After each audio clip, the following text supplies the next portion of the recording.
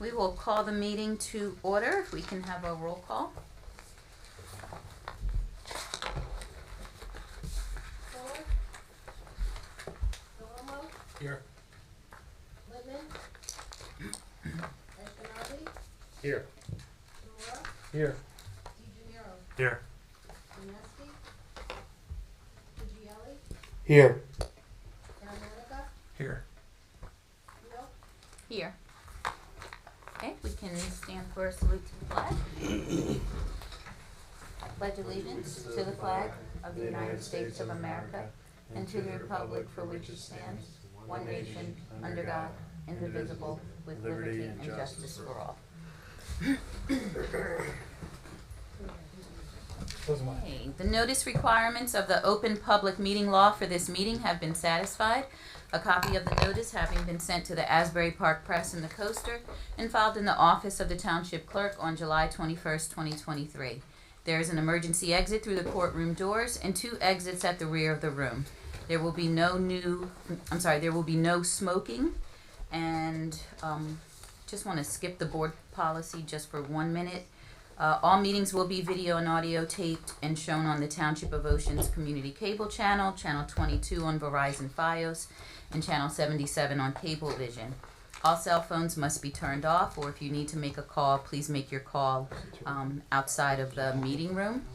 And before we begin the reorganization portion of the meeting, currently our caucus begins at 6:45 p.m. for meetings going forward, and the actual meeting start time at 7 p.m. And is there a consensus with the board, with the new times that we are starting, that no new cases will start after 9 o'clock p.m. and no new testimony will be given after 9:30 p.m. Is there any discussion about that? Is there anyone who is in disagreement? Okay, so just to reiterate, with the new caucus time of 6:45 p.m., 7 o'clock p.m. start time, no new cases will be started after 9 o'clock p.m., and no new testimony will be given after 9:30 p.m. And I'll offer that if there is a second, just for the record. And all those in favor? Aye. Aye. Any opposed? Okay, I will turn it over to Mr. Steinberg for the reorganization. I think the first thing we need to do is we're going to swear in 3 board members. Mr. Buglia, Mr. Caramonica, and Mr. Delomo. If you'll raise your right hand and read the oath of office. I in front of you. Did you all agree? Puglielli, do solemnly swear that I will support the Constitution of the United States and the Constitution of the State of New York. Truth, faith, and allegiance Bear to the true same faith and allegiance to the same, to the governments established in the United States and in the authority state of of the the people. I I do furtherly solemnly swear swear that I faithfully, impartially, and justly perform all the duties of the position of alternate 3, member of the zoning board of adjustment, Township of Ocean, according to according to the best of my ability, so help me God. Congratulations. You have been each appointed. Oh my goodness. Mr. Delomo is till 2028. and Chris and me are for a 2-year term as the alternates. Congratulations. Welcome back to the board. Thanks. All right. So we have that done. The next thing, we need a nomination for chairman. Somebody needs to nominate someone for chairman for this coming fiscal year, July 1 to June 30th, 2025. Someone has to nominate someone. I nominate Mrs. Beal. Yep, same here. We need a second. Second. Second. Are there any other nominations? Hearing none, please call the roll. Quickly. Before somebody. Hops in there. Yeah. Delomo. Yes. Ashkenazi. Yes. Kimura. Yes. DeGenero. Yes. Puglielli. Yes. Christy Puglielli. Sorry, you're supposed to be on. Yes. You want to say chairwoman? No. Yes. Wheel. She can. Oh, okay. She can vote for herself if she wants to. Sure, why not? Yes. Thank Okay, you. So congratulations. Thank you. Welcome back for another year. You can take over, now you go to the vice chairman. Okay, are there nominations for vice chairperson? Nominate Mr. Fuller. And I believe that he I'll will accept. second. Okay. And Claire, if we can, Are there any other oh, nominations? I'm sorry, any other nominations for vice chairperson? Okay, Claire? Palumbo, Yes. Ashkenazi, Yes. Kimura, Yes. DeGenaro, Yes. Fujielli, Yes. Maravika, Yes. Chairwoman Deal. Yes. Congratulations, Mr. Fuller, in absentia. Okay, the next item is to approve the meeting dates for the upcoming year that were, or that are published. And I'll offer to approve them. I'll second.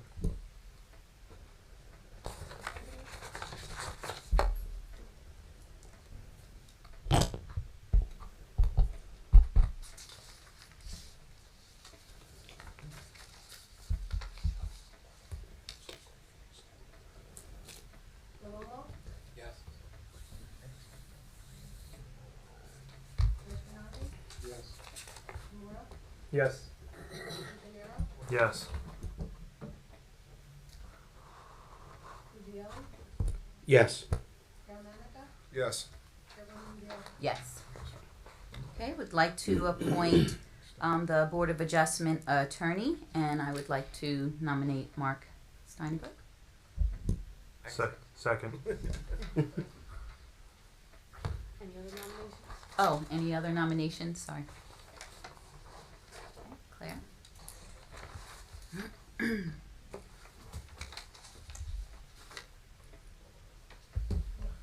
Palumbo, Yes. Ashkenazi, Yes. Kimura, Yes. DeGenaro, Yes. Fujielli, Yes. Maravika, Yes. Chairwoman Deal. Yes. Thank you. Look forward to another year working with the board. Thank you. Next is to appoint the Board of Adjustment planner, and I would like to appoint Mr. Ben, sorry, Jim Higgins, sorry, switching. Second. Any other nominations? Okay, Claire?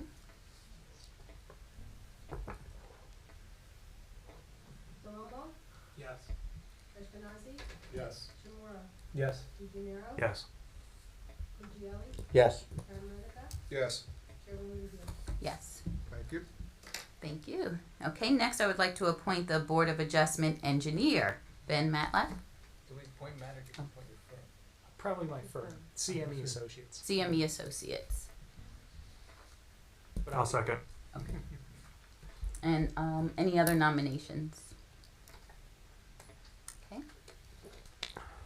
Palumbo, Yes. Yes. Kimura, Yes. DeGenaro, Yes. Fujielli, Yes. Maravika, Yes. Chairwoman Deal. Yes. Thank you very much. Thank you. And last but certainly not least, we have the Board of Claire. Adjustment. What? The Board of Adjustment Secretary and I nominate Claire. Claire. I'll second. Any other nominations? Okay. Palumbo, Yes. Ashkenazi, Yes. Kimura, Yes. DeGenaro, Yes. Fujielli, Yes. Maravika, Yes. Chairwoman Deal. Yes. Thank you, Claire. Okay, we have minutes for adoption. We need We're to gonna swear in swear. our professional. Oh, I'm sorry. Gentlemen, if you'll read the oath, I will verify. Raise your right hand and repeat after that, whatever it says. I, I, James Ben Matlack, Higgins, on behalf of solemnly CME swear Associates, do solemnly that swear I that I will support support the Constitution of the United States and the Constitution of the State of New Jersey, that I will bear true faith and allegiance to the same and to the governments established in the United States and in this state, under the authority of the people, and that all testimony I shall provide during all hearings throughout my term shall be under oath, and therefore will be under a legal obligation to speak the truth at all times. I do further solemnly swear that I will faithfully, impartially, and justly perform all duties of the Township of Ocean Board of Adjustment Planner according to the best of my ability, so help me God. Wow, the two Were of we in you were, harmony? I was about to say, the two of you know each other very well, most unison. Okay, minutes for adoption, special meeting from February 29th, 2024.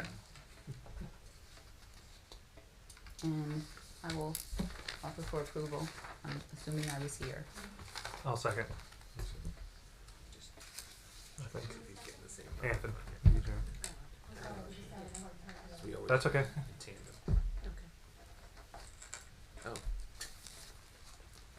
Romo, Does that mean Yes. Ruggiero, Yes. Carmenica, Yes. check the number? Yes. Okay, we have the following resolutions for memorialization. And Mr. Steinberg, can they be read and approved all together? I believe they were all Every- last week. Everybody, I was not here last So you month, so I can't know vote. I can't. I can't be that. you can't vote. I wasn't here last meeting. So who was here at the last meeting? Alright. Not is Delomo, Ruggiero, Carmenica. Yeah, we got three people. You only need one person to memorialize a resolution. So if you would, so one person can move it, one of the three, the other one can second it, and just call those three names. Okay.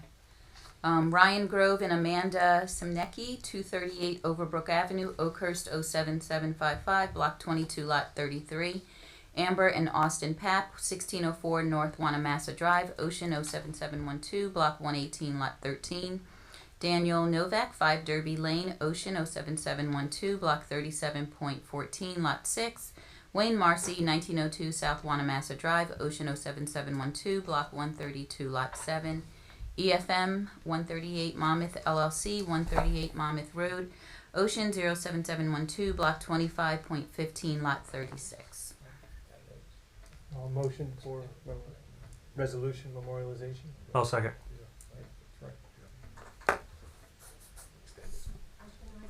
Yes. Mora, Yes. Ruggiero. Yes. Okay. The first case, Samantha Martinez, 500 Bound Road, Ocean 07712, Block 39.04, Lot 7.1, Zone R2, will be held at the August 15th agenda with new notice. Is that correct, Mr. Steinberg? Oh, which one? Yes. Okay. The first one. With new notice, So Defective notice. 15. That's right on packet. Thank you. Okay. And the second case did notice for 7 o'clock, so we can actually hear them before 7:30, which is Peter Loria. No, Just the opposite. opposite. Sorry. They noticed for 7:30. Notice for 7:30. Okay. We can take them after We have to go out of order. Okay. Gilpin and Abel. Oh, and I'm sorry, there's one other case that did ask to be adjourned to August 15th, and that is Abraham and Margaret Moseri, 491 South Edgemere Drive, West Allenhurst 07711, Zone R5. And again, that will be August 15th, That will be carried without any further public notice without any further to public 7 notice. o'clock on that night. To 7 o'clock, yes. Their planner took ill. Okay.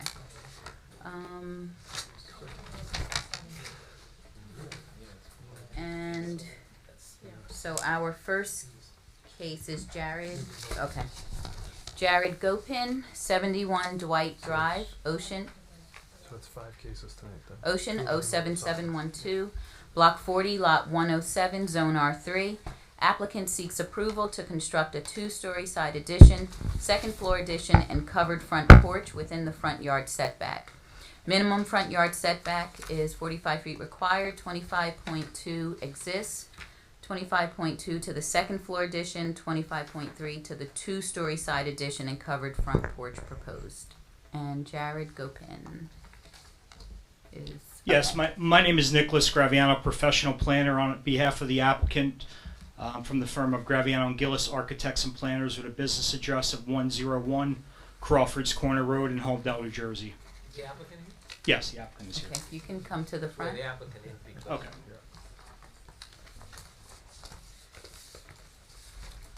Oh, you can have a seat. I'm sorry. And if you can raise your right hand, and do you affirm to tell the truth, the whole truth? Yes. Okay, and if you can just state your name and your address again for the record. Jared Gopin, 71 Dwight Drive, Ocean, New Jersey, 07712. And Mr. Graviano, you've testified before this board before. Yes, Chairwoman, I have, yes. Okay, and no change to your credentials. DCA is still taking my money. My license is valid, yes. Okay, I will, before we begin, turn it over to our professionals to give us an overview. Maybe, since he does have a professional here, maybe it's better to have him, their professional make the case, and then we can comment on it afterwards. Okay, that's fine. Certainly. Thank you, Board. I hope you have a successful year ahead. The applicant is here this evening requesting a C variance for front yard setback relief, whereas the existing front yard setback does not meet the required front yard setback to the district. That is an existing condition. The applicant's two-story additions on the right side, which is the south side of the house, follows that same front yard setback. We're creating a similar condition. Just briefly, the application on the north side of the house, there's an existing one-story of the structure at that location. The applicant is adding a second-story addition to that end. On the south side, the applicant is adding a two-story addition. Currently, the home is 3 bedrooms. After the proposed addition, the home will be 5 bedrooms.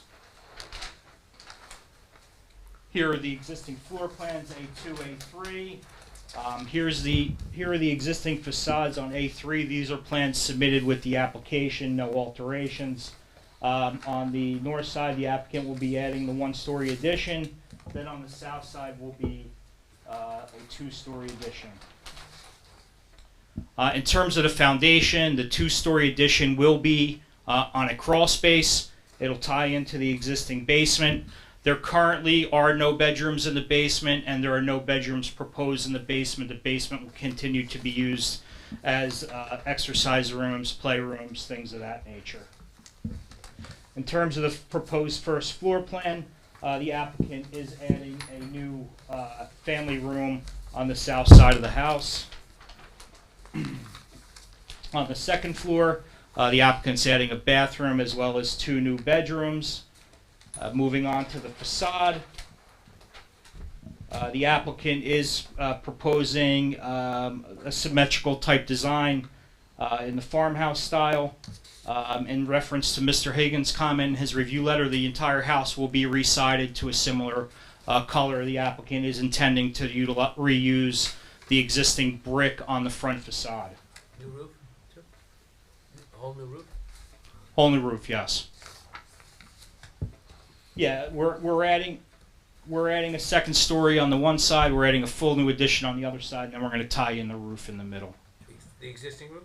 The existing roof, yes. We're going to replace the shingles? All new shingles. So that's all we Everything, it's all siding all and uniform. all siding and shingles will be uniform. That's what we want.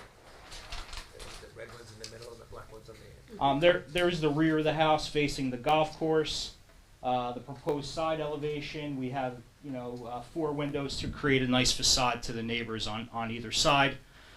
With respect to this application, relief certainly could be granted under the C2 criteria, whereas it relates to a specific piece of property. Here you have an existing dwelling with a deficient front yard setback. The applicant is meeting all other required yard setbacks and coverage limits. This proposal certainly advances purpose of zoning of the municipal land use law, specifically Purpose A, promotion of the general health, safety, morals, and welfare. Purpose G, to provide sufficient space and appropriate location for a variety of residential uses to meet the needs of New Jersey citizens. And then lastly, it certainly advances Purpose I, a desirable visual environment, and through creative development techniques and good civic design and arrangement. There's no substantial impairment to the zone plan or zoning ordinance with the granting of this front yard setback relief.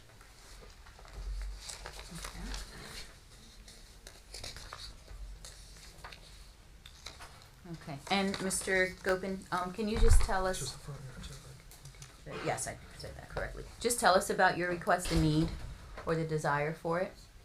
We have a growing family. We have a family of 2 right now, hoping to be 4 or 5 in the future, and we just want to have a house that can house everyone. Okay. Well, there's 2 kids.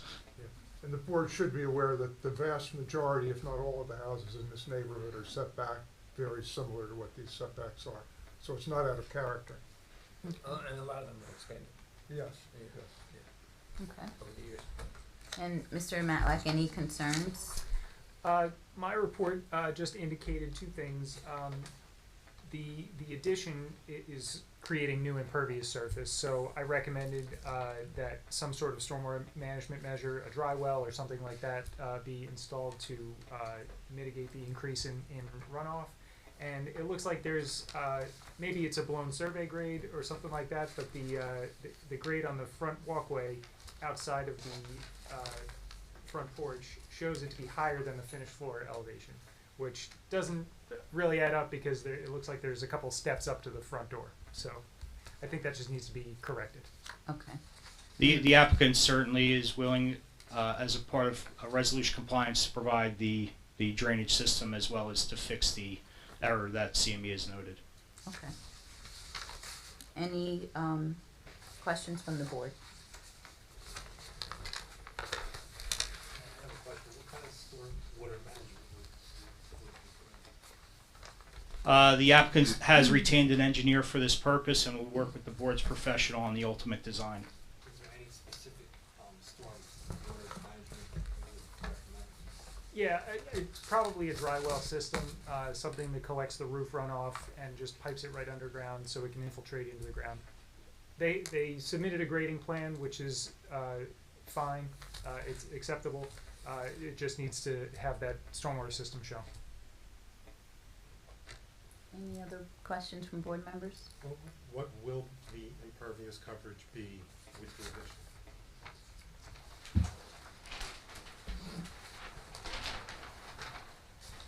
There's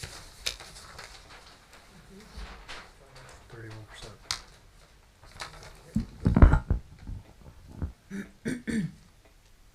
The applicant is presently at 31.4% with the proposal where 80% is permitted. So it's far below the coverage standards. maybe 80%. No. No, we don't put It's 80. not 80. It's not 80. Is it R2 or R3? R3. R3. Okay, it's probably 65%. Okay. Any other questions? Okay, questions from the public? Yes, sir, if you can please come to the microphone, or if you're not mobile, we can bring it to you. 65. How you doing?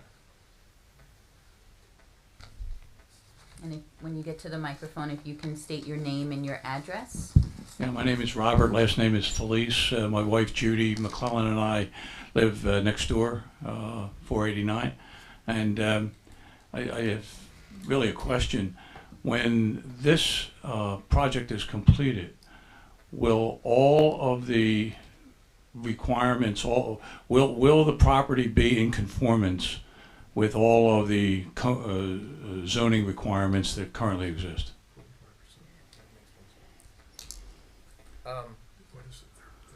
They indicate to us that they are in full compliance now, except the front yard setback. When this addition is finished, they'll be in full compliance with the rear yard, the side yard, the lot coverage, everything will still be within the ordinance requirements. Property Except the front yard setback, which is existing. I understand. And bring the house further back. And then, given the shape of the property and its location relative to the lake, moving it back probably doesn't make any sense because there's not a lot of room on the right-hand side of the house, on the south side of the house. So the south side of the house is a proposal to do an extension. It's a couple of feet. That doesn't concern me as much as the height of the building on the south side of the house, because they're going to raise, my understanding What's is, your address, sir? I'm sorry, What is your address? I'm right next door, 489 South Edgemere Drive. Yeah, you're on the wrong, it's the wrong This application. is 71 Dwight Drive. Yeah, this is Dwight Drive. This This is is why the- Sorry. 71. Oh. I'll save my comment for the next one. That application, I believe, has been carried till next month. Yes. You mean that's done already? No, no. no, no. The applicant's professional, I believe his planner, or her planner, whatever it is, has become ill, so they can't, They can't. they couldn't appear tonight. No, They're not, no. and we just got noticed late this It's been afternoon. my pleasure to meet all of We'll see you again. Okay. We'll see you again. Any, I thought he Any could other- own the house but live somewhere else. When he started to talk about later. Yeah, that's when I knew something was up. any other questions from the public One for question, 71 Dwight Drive? just for the homeowner, you are aware how close you are to the Little League field, Yes, I just and you're want to tell them, it's on for next month, sir. Sir, Excuse me, Mr. Felice, Mr. Felice, this is on for next month. August 15th. That's okay. I just, It's okay. That's right. I don't want to think he's gonna not get noticed. Yeah. This case, at this point, is rescheduled for next month, For next month. August 15th 15th. at 7 p.m. You're not gonna get another letter or anything else. I'll consider But- this as notice. Right, but if you wanna call the office earlier in the day, Yeah. in case the gentleman's still ill or nobody's gonna replace him, and they wanna carry it again, they'll be able to tell you, Okay. so you don't have to come Thanks. down. Okay? Okay. Any other question? just you're oh. close to the baseball field. This seems like a permanent move for you. You're not offended by the sounds of children playing baseball, are you? I've got two little boys. I'm very excited to be that close to the baseball field. Okay. Any questions from the public? Okay, any comments from the public? Okay, motion to close the public hearing. I'll make a motion to close the public. Okay, I'll second. and all in favor? Aye. Any opposed? Okay. And someone offer for positive resolution? I'll offer for positive resolution. I'll second. Okay. Tomorrow. Mr. Chimera. And I have a question. Mr. DeGennaro, the quiet guy. Offering for a positive resolution with the stipulation Station. of putting in the storm water. Yeah. Well, the approvals will be subject to, Yeah. Ben's letter of July something, June something. June 7th? June 3rd. Third. June 3rd. It'll be subject to the terms of his letter. I have that. Palumbo, Yes. Antonelli, Yes. Tamara, Yes. DeGenaro, Yes.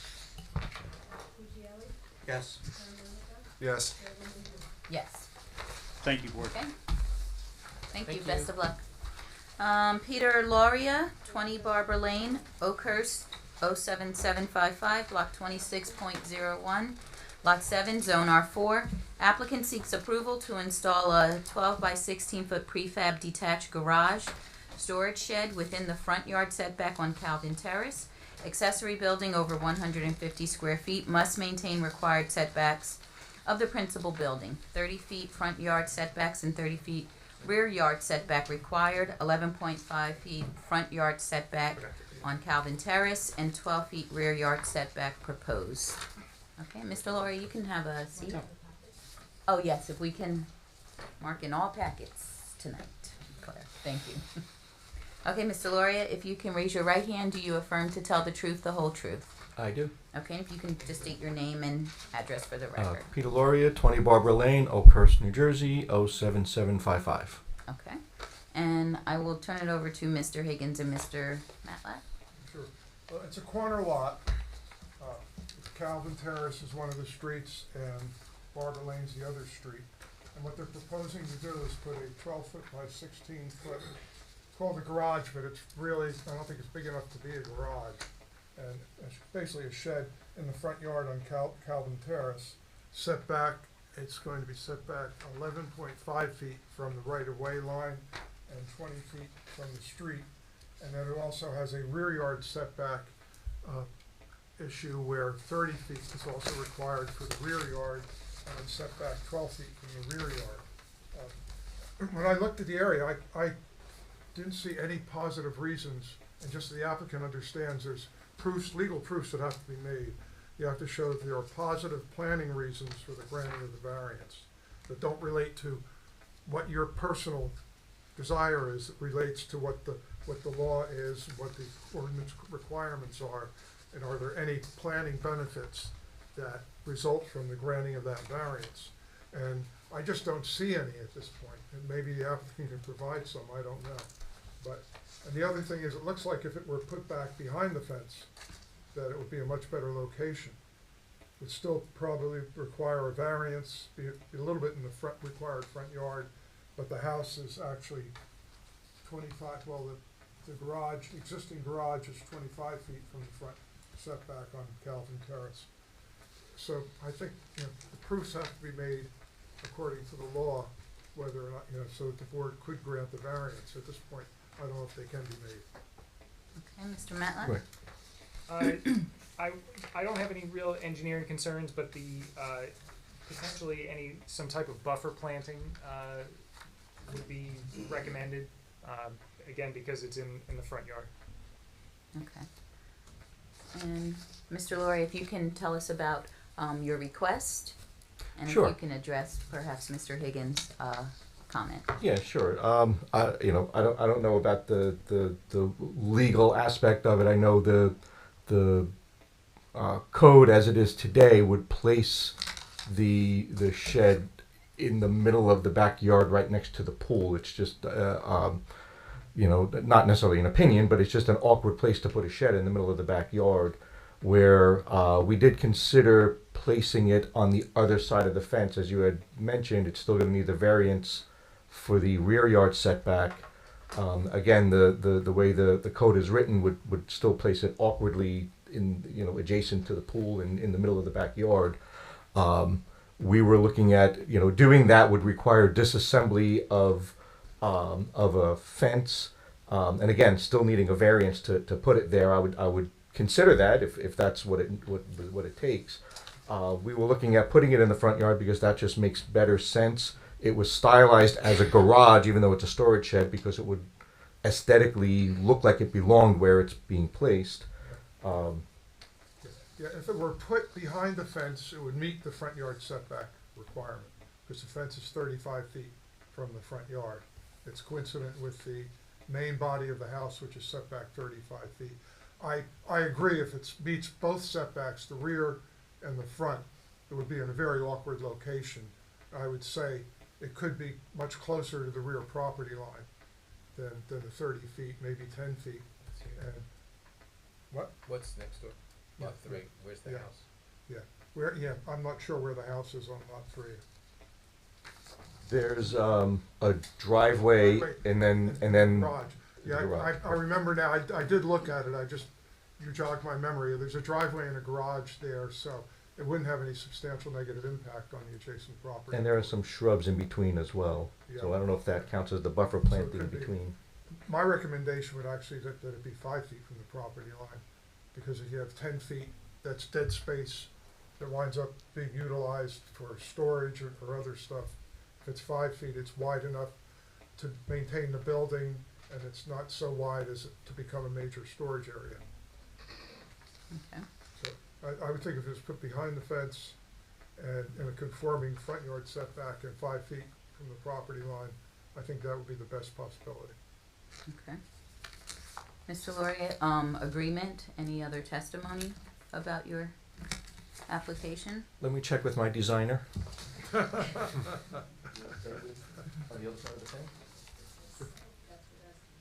I mean, I guess that would get it approved if we. That's up to the board. That's Okay. up to the board. I wouldn't have We an take, objection to it. we but obviously take they're into the ones account that our make the expert. decision. No, this is the variance for that. Yeah, it would be a variance for the rear yard setback, but not the front yard setback. Right. Okay. The rear yard is the left-hand side of the property? Yes, so you're looking at the plan, yes. So that's on an angle. Yeah, So would So the it could shed be- be on an angle? it's up to them. They What could if- put it on an angle, or they could, It would be 5. If you're saying 5 feet, it would be 5 feet at the narrowest point. Okay, so you would square it. I would to your- square it to the fence. okay. Okay. Yeah, okay. That's what I was asking. Yeah. Okay, so that sounds like a yes. Behind It would be the, I agreed would with be the okay with that, yeah. recommendation. Okay. And any other testimony regarding? I have nothing else. Okay. what do you need it for? What do you need it for? It's for storage. What about the other shed? The other shed is for just like lawn equipment and pool supplies and such.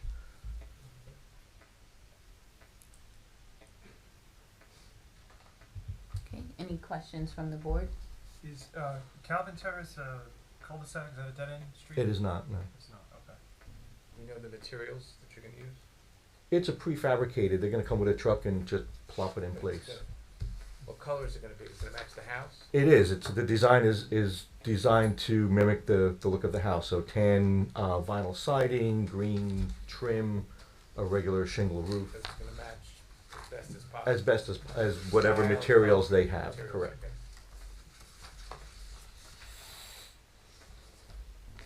Okay. Any other questions? Could the existing shed be made bigger to accommodate your additional storage needs? Well, again, that's sort of a pre-built wood framed shed, so it wouldn't be. I couldn't adjust it. I would have to disassemble it and rebuild it. That's not practical. You also need a variance, because again, Yeah, if it gets bigger than, what, 100 square feet? yeah. 150 square feet, then Yeah, he needs to then- set it back Yeah. the same Right. way. So he'd Yeah, need a variance Yeah, either way. either way, so. Yeah, I guess the variance changed from when that was put in 15 years ago. How big is that? That's an 8 by 8 by 12. so It's under 100. 136 So square feet. Then that meets the Yeah, requirements. yeah, 5 feet off each side, you meet all that, yeah, yeah. and the size. Okay. Any other questions from the board? Okay. Questions from the public? Comments from the public? Okay. Motion to close the public hearing. All in favor? Aye. Any opposed? Okay. And I guess a new revised, The application would be granted for the shed, with a rear yard setback of 5 feet and a front yard setback of 25 feet. No, 35 feet. 35 Well, feet, it yeah. says 25 feet. No, yeah, but there's, the fence is here, that's 35. Oh, that's 25. Look at- 25 is the garage. 35 is the body of the Okay. house, yeah. So it'd be yeah. 35 feet. Yeah. Would it have to be 5 feet from the fence? No, Oh, okay. Your fence is Your set fence back is 35 feet. Right. you could even make it a part of the fence. Yeah, and eliminate that part of the Yeah, fence. Right, yeah, I get it. yeah. Okay. So it's still the 30 feet setback is maintained. It's just I'm getting the variance for the 5 feet rear setback. Okay. 30 or 35, what are we saying? Well, 35. Well, it's gonna be setback coincident with the fence. It- in the front the- yard. So, It's gonna comply with the front yard setback, Yeah. which is 35 feet. yeah. I think that's how it has to be. I'm not sure the fence is parallel to your property line. It looks like it narrows a little bit, so just be mindful that this will have to be 35 feet from the property line regardless of the. Well, no, I the thought ordinance it's- requirement is 30 feet. Right. If the So, fence happens to you be could s- 35, so if I go along the fence, I'm Then in you're okay. compliance. Yeah, Right. you're probably okay, but I would measure. Yeah. So, we're granting him 30 feet or 35? We're granting him 30 feet. 30 feet, It's gotta, meet the required front yard setback, which is 30 feet, but we want it behind the fence. What, or It, coincident with. it makes sense that it would be behind the fence, which would be beyond the 30 feet. Yeah. 30 yeah, feet, but beyond the fence, Yeah, yeah. with a 5 yard, yeah, rear yard yeah, setback. Correct. Or it could be made, the That's fence it, could we got abut. it, we got it. Or in place of the fence and have the fence butt against it and it's still in compliance. That's the sounds final good? argument. Okay. All right. Got all that, Mr. Steinberg? Behind your coincident. Okay. Yeah, what was the setback he was looking for? It was originally, Any drainage, then we don't need any 11 buffering. No, No, no. yeah. We're not, no buffering necessary. and the rear yard is already 11 and a half. buffered So it's 11 and a and half against plus the driveway and a garage. 16 plus 5. Okay. 31. So we're good, Mr. Steinberg. I will offer. Is there a second? Second. Okay. Something's not All in favor? Oh, I'm sorry. You have to do roll call. Math doesn't work. Right? Yes. Yes. Yes. Yes. What? Yes. 21 and 11 and a half. Yes. Yes. 30, yeah, 32 and a half. 32 and a half. Yeah. it would Best be- of luck. But you're right. Is it's there not any, 35 feet, it's anything else I 37 need to and a half. resubmit? Not resubmit, No, right? no, no. What he's gonna have to do is, Apply for the permit. I assume he has to draw it again when he gets his building permit or whatever he needs to get. Well, he needs to get resolution compliance, which means he's gonna have to show the fence in a location that conforms to the conditions of the I'm sorry, the shed, to the conditions of the resolution, which would be with the 5 Resubmitting foot the plot rear plan with- setback. Yeah, resubmit the plot plan showing the fence, or the shed in a different location. Do they accept a Sorry. non-certified plot plan for that? Yeah. Okay, Okay.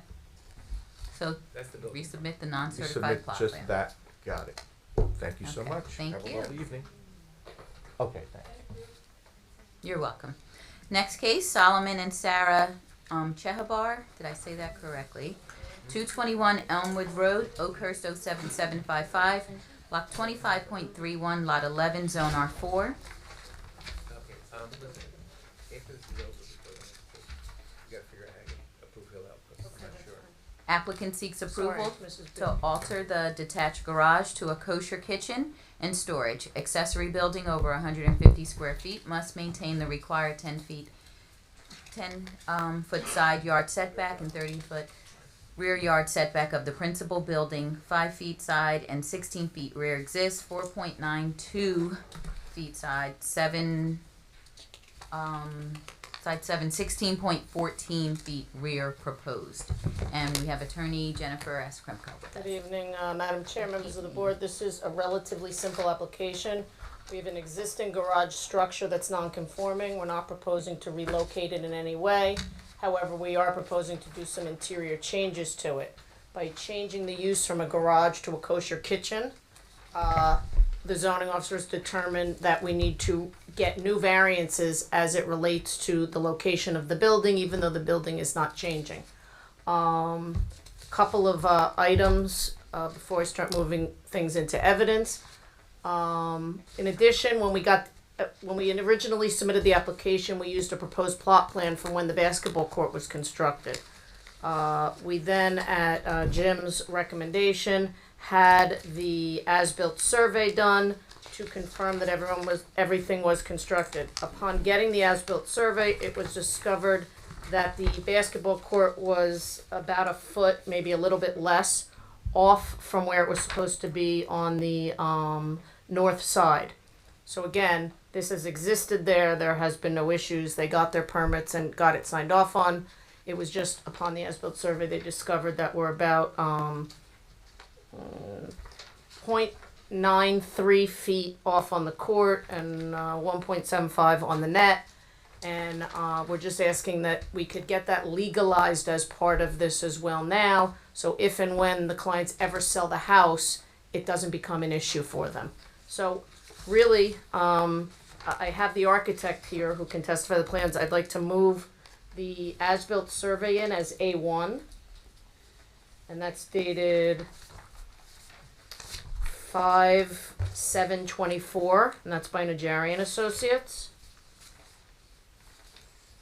As A2 is the architectural plan just showing the existing conditions of the garage and what it looks like on the outside and what it will continue to look like.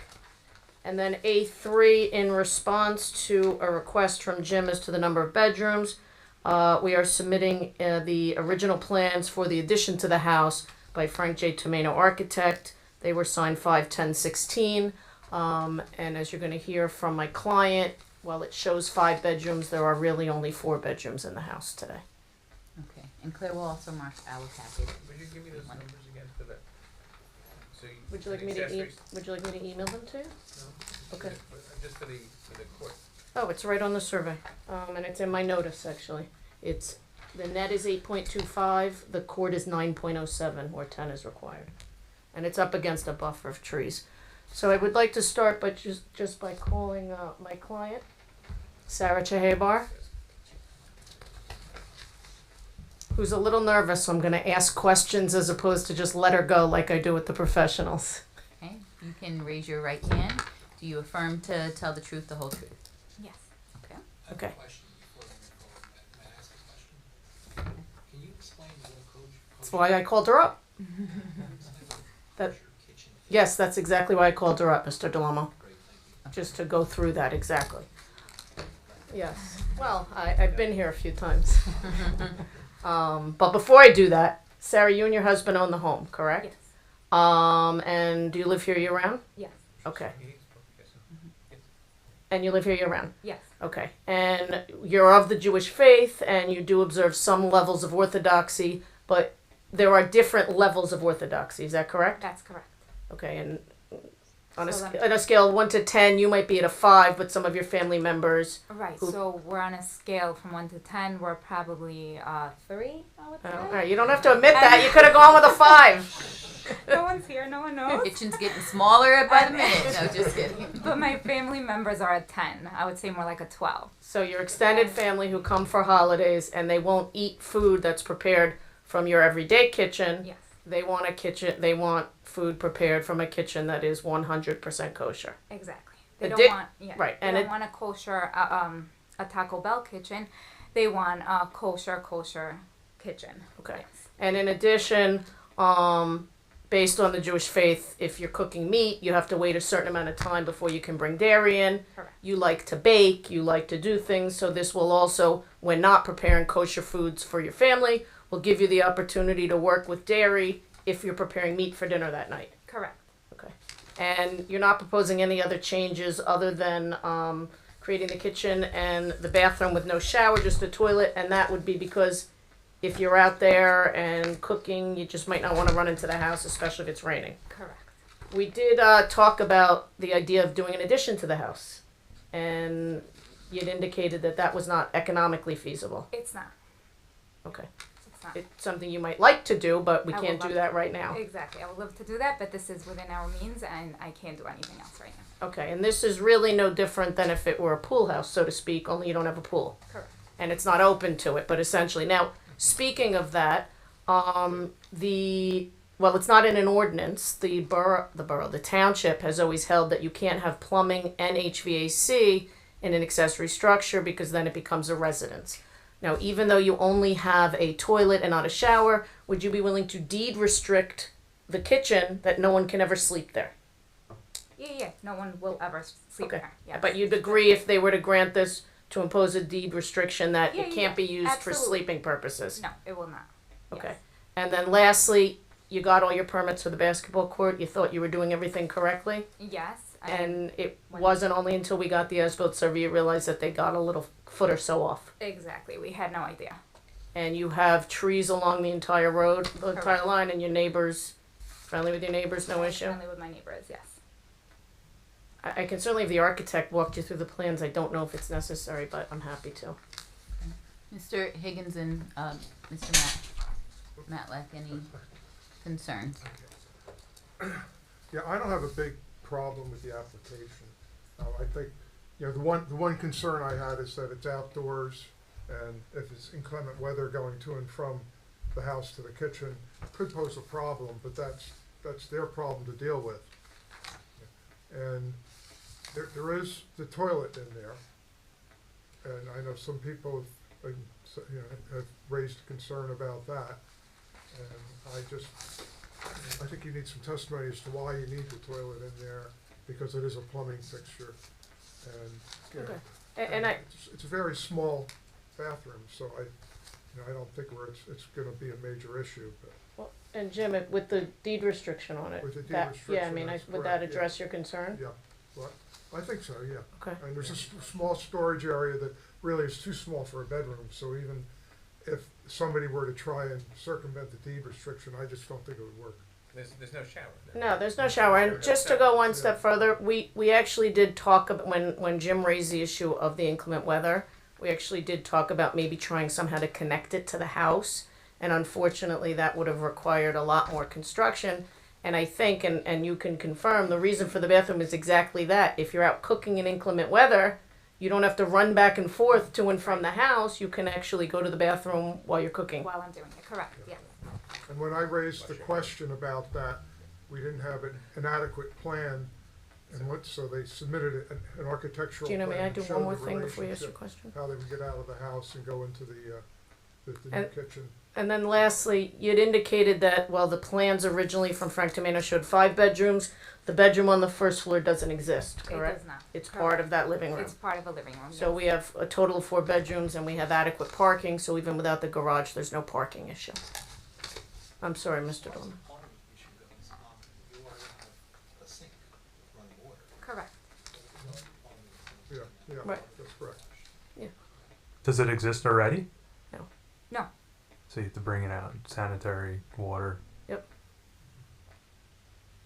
Is it, That was noted in my report, actually, whether the utilities were going to be extended from the existing house or The they're going to house, be new right. from the street. No, they're gonna come from the house. Okay. So they'll be on the same service, everything. I'll be on the plumbing permit. Also, Right. yeah. That's all I have, Madam Chair. Any questions from the board? I don't think so. Okay. Questions from the public? Okay, if you can please come to the microphone. If you can state your name and your address. My And name is just so- Maureen Bauman, B as in Bravo, AUMAN, and I live at 237 Pinecrest Road, Oakhurst, with my son and my husband. Okay, and this is regarding 221 Elmwood. Correct. Okay. If I stand at the back of my house, look at my back kitchen window, sit on my deck, I see their house directly because it's Okay. an open area behind me. There used to be just a lot. Now there's a basketball court there, but that does not obstruct my view of their house. Okay, so if you can ask your question. I have several questions, as a matter of fact. One question was just answered is about the basketball court. If there was a permit taken out then, why does it go over where it should have? But I guess it was a mistake maybe by who built it, seems like. It was less than a foot. So yes, it was. So does the town come back after the basketball court is built to make sure it conforms to the plans that were submitted? Well, Ms. Bauman, if I could just address, so it's not closer to your property. It's actually 13.12 feet from your property. Well, that's besides the point. The Well, point no, is I'm this just- is all not existing, not conforming because it's pre-existing. So now you want to go further and get the okay because of that. And I just have some questions because I didn't know when they put the basketball court. I did not receive notice of that. I probably did when they did the addition. I think they've been there almost 20 years. I don't know when they did the addition. I know it was rented out for a couple of years or a year at least, and then they moved in. You don't get notice if there's no variance. So when they pulled the permit for the basketball court, because there would be no variance, so you wouldn't get notice. Okay. So again, this was just an error on behalf of the contractor. Certainly, the board could do nothing at this point, and then we could deal with it if, as, and when the house is sold. I just, in the interest of full disclosure, I wanted to address it because it's on the survey. My other question is, you're changing the use. Well, you've been there a number of years. Where have you been cooking? In my home. So what has changed that you now need your garage to be turned into a kosher kitchen if you've been able to cook in your house all these years? My family is not allowed to come to my home because we're not at the same kosher requirements. You said you use it for you bake as well. Is that a commercial business? No. So how much time do you use your kitchen for baking than you do compared to cooking regular meals? Oh, I cook more than I cook more than I bake. So that 1 hour that you have to wait wouldn't come into... It's not 1 hour. I thought you said 1 hour between using... No, I didn't. How many hours is it between the milk and the meat? Sorry, 6. 6 hours. 6 hours. other way around. So how long have you been living in the house? 19 years. So for 19 years, you've never entertained your family there because your kitchen is incapable of being kosher?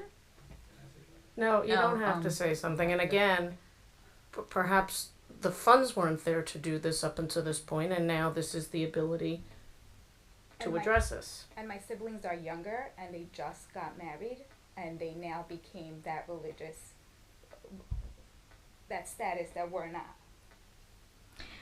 I have a question also about the toilet. That I know that was not in the garage when you originally bought the house. It's not there now, ma'am. We're here seeking approval So for you it. want to put in a toilet as well. This seems to be more than a kosher kitchen.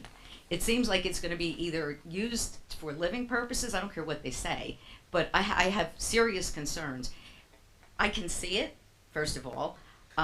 If there's going to be a bathroom in there, first of all, you're cooking. Your house is right there. You could run in and out to go to the bathroom. I'm sorry. I have an issue Ms. about Bowman, that. Do you have questions though at this point? Yeah, my question is, why would a bathroom be needed in there if you're going to use it for cooking?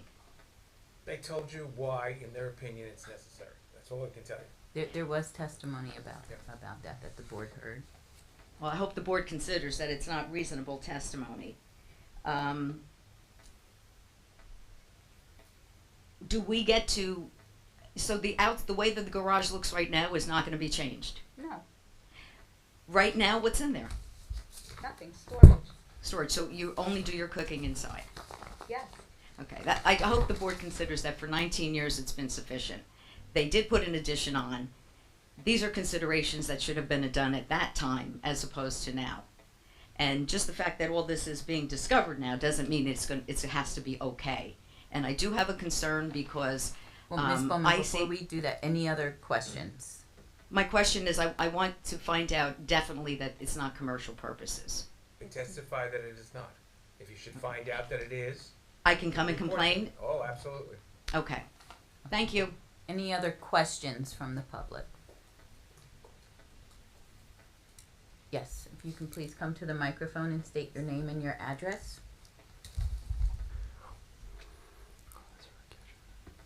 Wayne Londrigan, 233 Pinecrest Road. Okay. This is a simple question. The structure has been non-compliant across a number of parameters. Was that as a result of variances changing since the original structure? Because front, side, basketball, there's been a number of issues of which... I can answer that if you'd like. So the lot size is non-conforming. It's at 9979 where 10,000 is required. That's a pre-existing condition. Mhm. The front yard setback to the porch is non-conforming at 29.97. It may have pre-existed the ordinance or a variance was obtained. I'm not sure, but we're not changing that. And the garage is at 4.92 feet where 10 feet is required, and it's always been there in that location. I can tell you I bought my first house in that neighborhood on Elmwood in 2000, and that garage was there then. So the garage was there probably pre-existing the ordinance. Okay. So no changes are being made to any of that. With respect to having a kitchen, thereby being closer to someone else's property or so forth, are there any particular issues with respect to safety? The building department would control that, but the short answer is no, and I can tell you that because kitchens are often found in pool houses, which are allowed to be 10 feet off the property line in almost every town. I wouldn't call this necessarily a kitchen inside of a pool house. I would call this Well, you asked, something of a, seems to be, as being presented, something of a more extensive type of kitchen to cook for a large family So again- versus perhaps cooking a hot dog. I'm just saying, again, I don't know what cooking goes on in a pool house. I just know that there are allowed to be cooking facilities in a pool house, and often in municipalities they're allowed to be closer. That's all I'm saying. Once, if the board approves this, We'd have to and get- they have to submit plans to the building and Correct. construction department, including all the utilities. and- 100%. and the appliances and Everything. connections, and they would approve this under the current code requirements. It would go to plumbing, it would go to electric, it would go to fire. All of those subcodes would review it. Right, thank you. Okay, any other? Question for the applicant. Okay. How long have you lived in the house? In 19 years. Was the house there when you moved in, or did you build it yourself? The house was there. We built the second floor. So So all the non-conforming restrictions were there prior to you moving in? Yes, So when the house was built, that's how it was built, and then you moved into the house? correct. Okay. Any other questions from the public? Can I ask a question?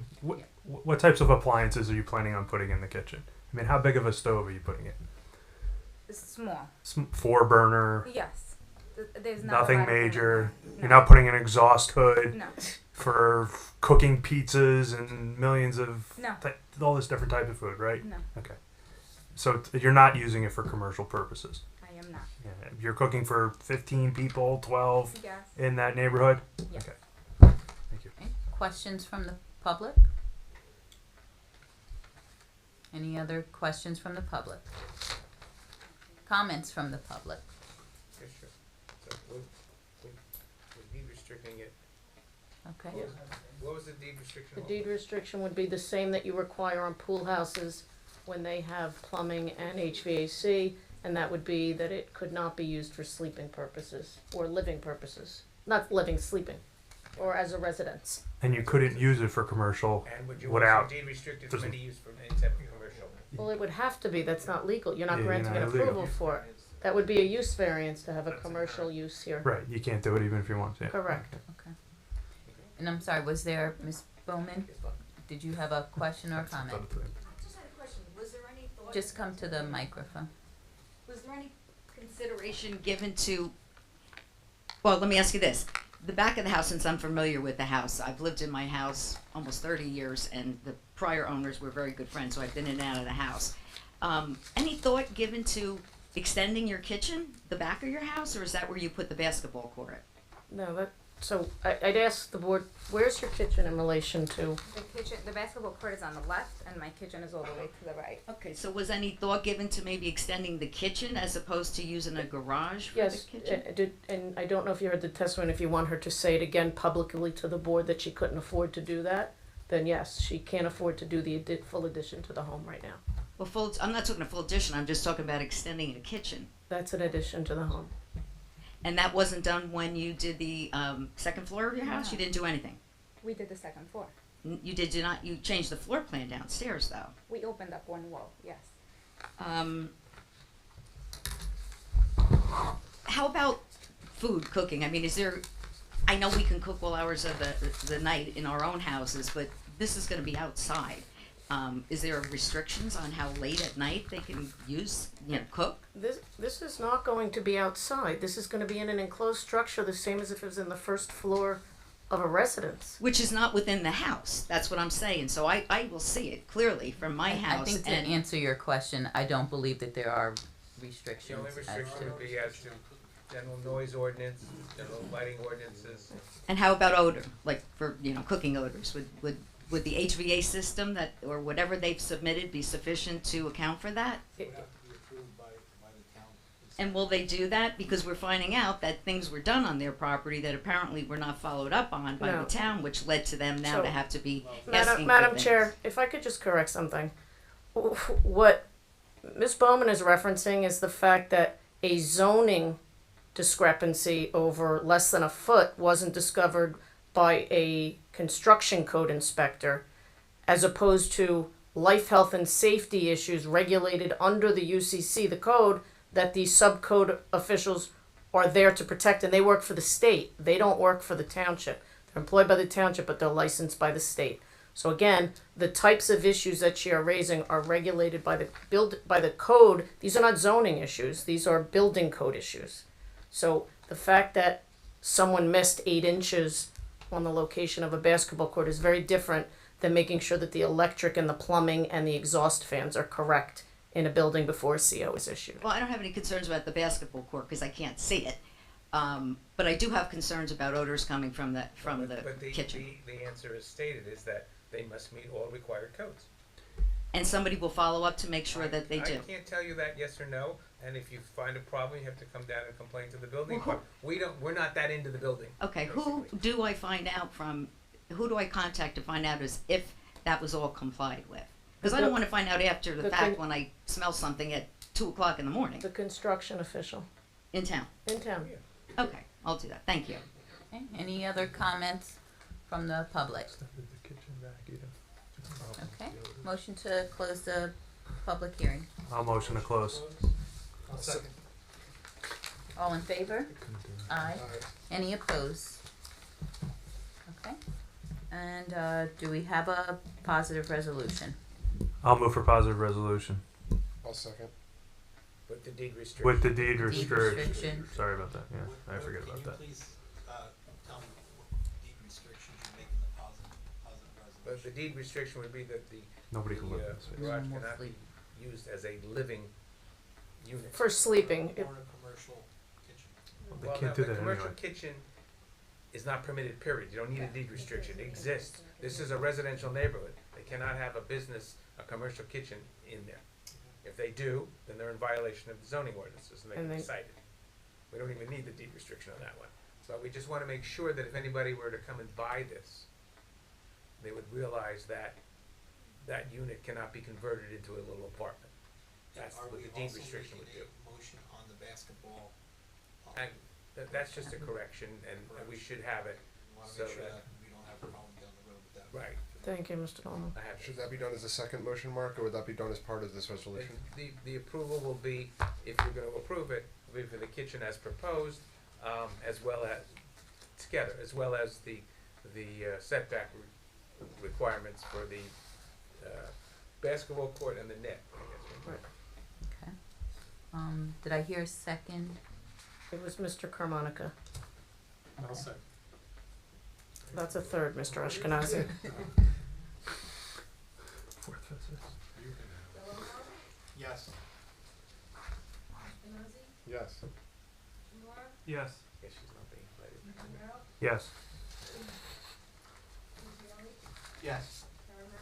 Yes. Yes. Thank you very much, and you're Okay. welcome for the Best of early luck. night for having to adjourn, the one on South Edgemere. Okay. Thank you. Thank you all so much. Mr. Steinberg, do you want to address possible recusals in moving forward? Want to do hello? Well, okay, yeah, so, the Oh, I'm next, sorry, do I need to Do read it hello on first? here? what, yeah, we'll do it when you're here, but not this minute. Okay, So so we're I gonna see should what- stay? you Sure. just- We have 2 applications on for billboards. And I understand there's a couple recusals. Motion to recuse myself for personal reasons? That's one. You're allowed to. But anybody else need I need to recuse myself from the applications? one of the 2 applications. Okay. Which Is that one? the first or, 1418. 1418, okay. So let's go back to numbers here, 14. which one, I'm sorry? 1418. The attorney for the applicant Which here? is the. Oh, I'm sorry. Okay. The second one. 1418 Second one. is the second one. Okay, so we got 2 recusals. So, That got pushed, yeah. okay, on your first, I just Yeah. some housekeeping before we start. On 1700 Highway 35, which is the first application, we have 1, 2, 3, 4, 5, 6 eligible voters. Did you want to proceed? Wait a minute, I'm going to give you the next one. On the next one, you got 5 eligible voters. Do you want to proceed? Why don't we do the first one and we'll determine whether we want to vote this evening. Are there alternates that can Yeah, participate? sure. I just wanted to make sure. Yeah, no, pardon me? No, we have other board members that are not here, that's what he means. Right. We have other board members that are regular members, No, that's fine. and they would be, There's at we least. would have them become 3. eligible by listening to the tape. Here's what I'm thinking, Mr. Steinberg. We have a third application that is scheduled, I believe, in August. Perhaps we can put in our testimony on the first case and see where we go from there. Okay, So at this point, testimony only on 1700. at this point. Okay. But, So- Jason's gonna stay, but you're on the first one. Yeah. Okay, Yep. so that one, and if you're gonna recuse yourself, you can leave, but 1 second, since I'm asking, can we take a 5-minute break? Because I wanna go over this other thing with Miss, Yes, 850. Grimco, to see if we, it's on this minor subdivision, and we may be able to slip that in, and then you can start your case, is that okay? That's fine. That's fine. I just want you to know, anytime you bring these in July and August, we have trouble. It's, I'm surprised you have that many. I, we'll talk about that. That means take 5 and then Thanks, talk to Jim. Okay, thank you. We will reconvene, and Claire, if we can just have a roll call.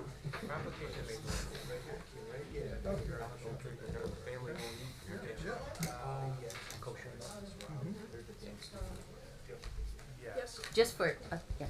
Not gonna make pepperoni pizza. No, well, yeah, well,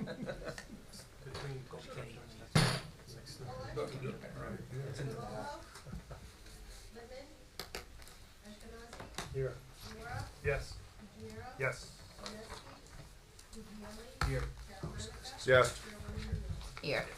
Okay, so the next case is IAAT Services LLC, 1700 Highway 35, Oakhurst 07755, Block 34, Lot 12, Zone C2. The applicant is proposing to construct a 40 feet high, two-sided multi-message billboard. The overall dimensions of the billboard will be 40 feet wide and 17 feet high, 14 feet for the message face, and 3 feet for the lower apron and walkway.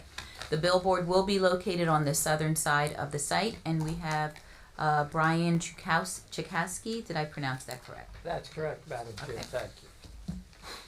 So members of the board, just for the record, Brian Chukowski, Cleary, Jacoby, Alfieri, and Jacobs on behalf of the applicant IAAT Services.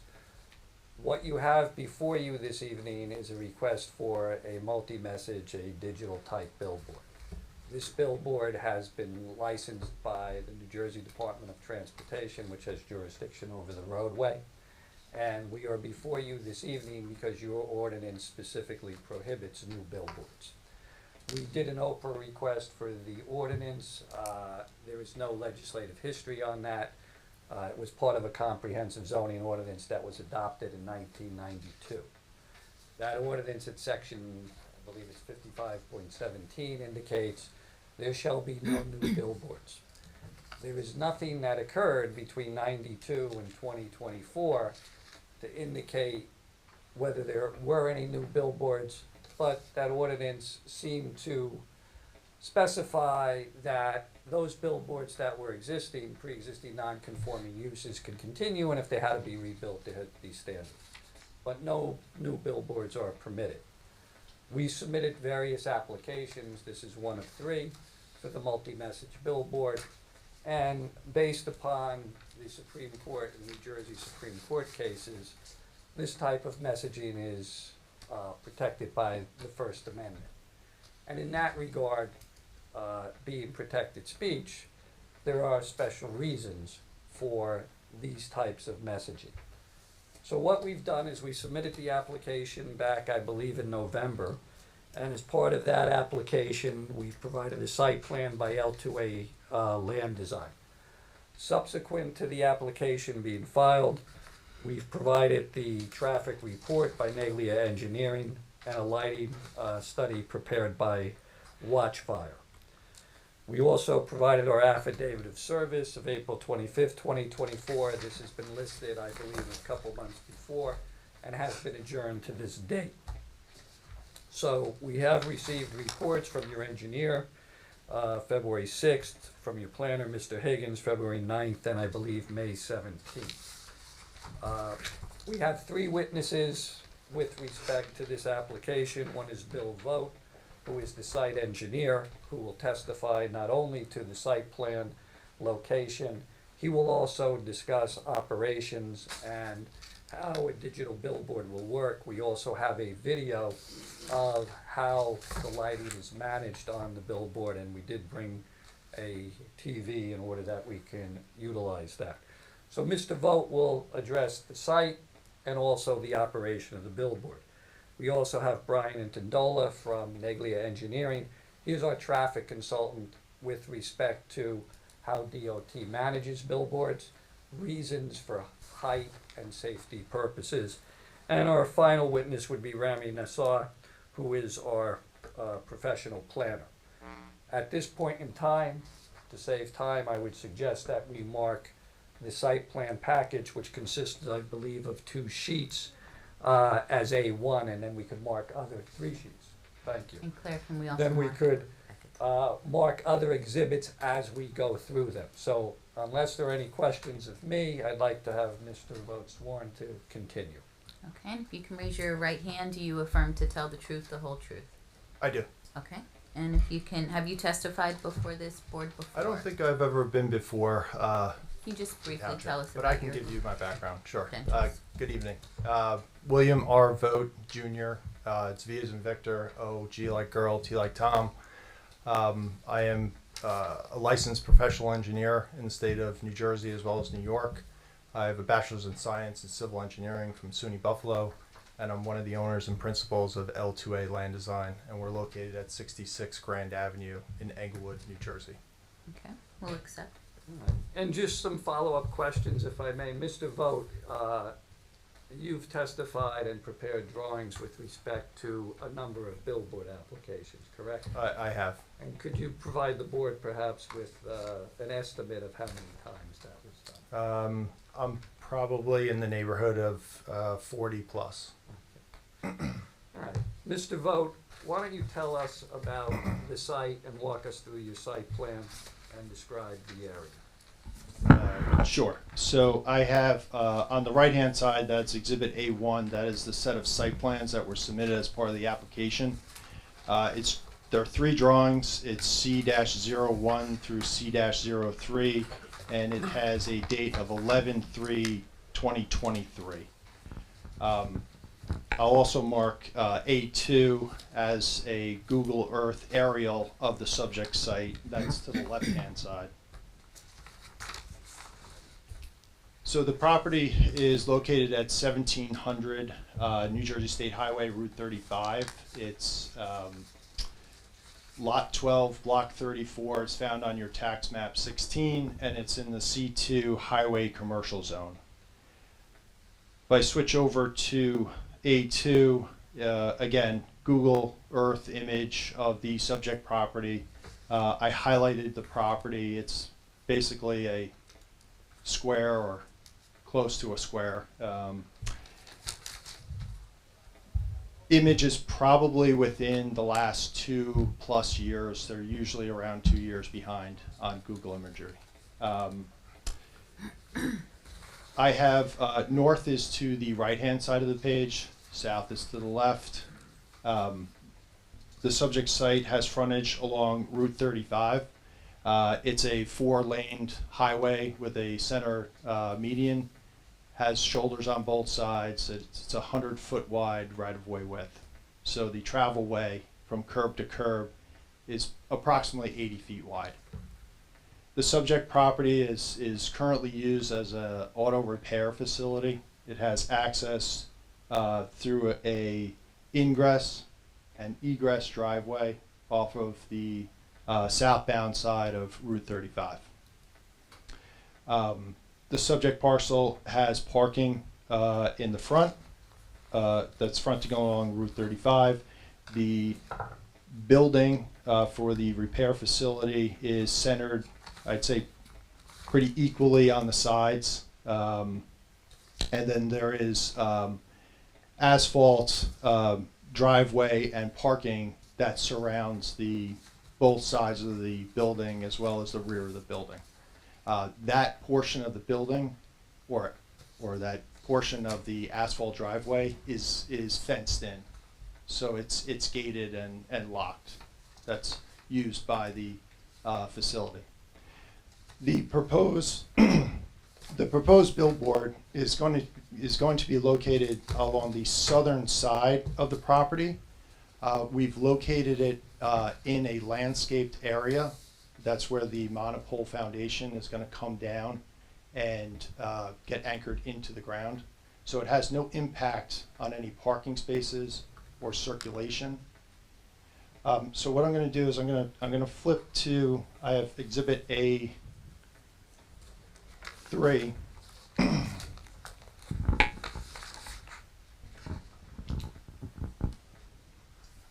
Bill, let me stop you there. Is that a colorized version of the site plan? That's correct. Besides the coloring, is there any change to the plan? No, it's the same sheet C-02, the site plan with the same date, 11/3/2023, and all we did was just add a little bit of color just for the purposes of testimony. Why don't you walk us through that? Sure. So again, Route 35, I'm going to slide.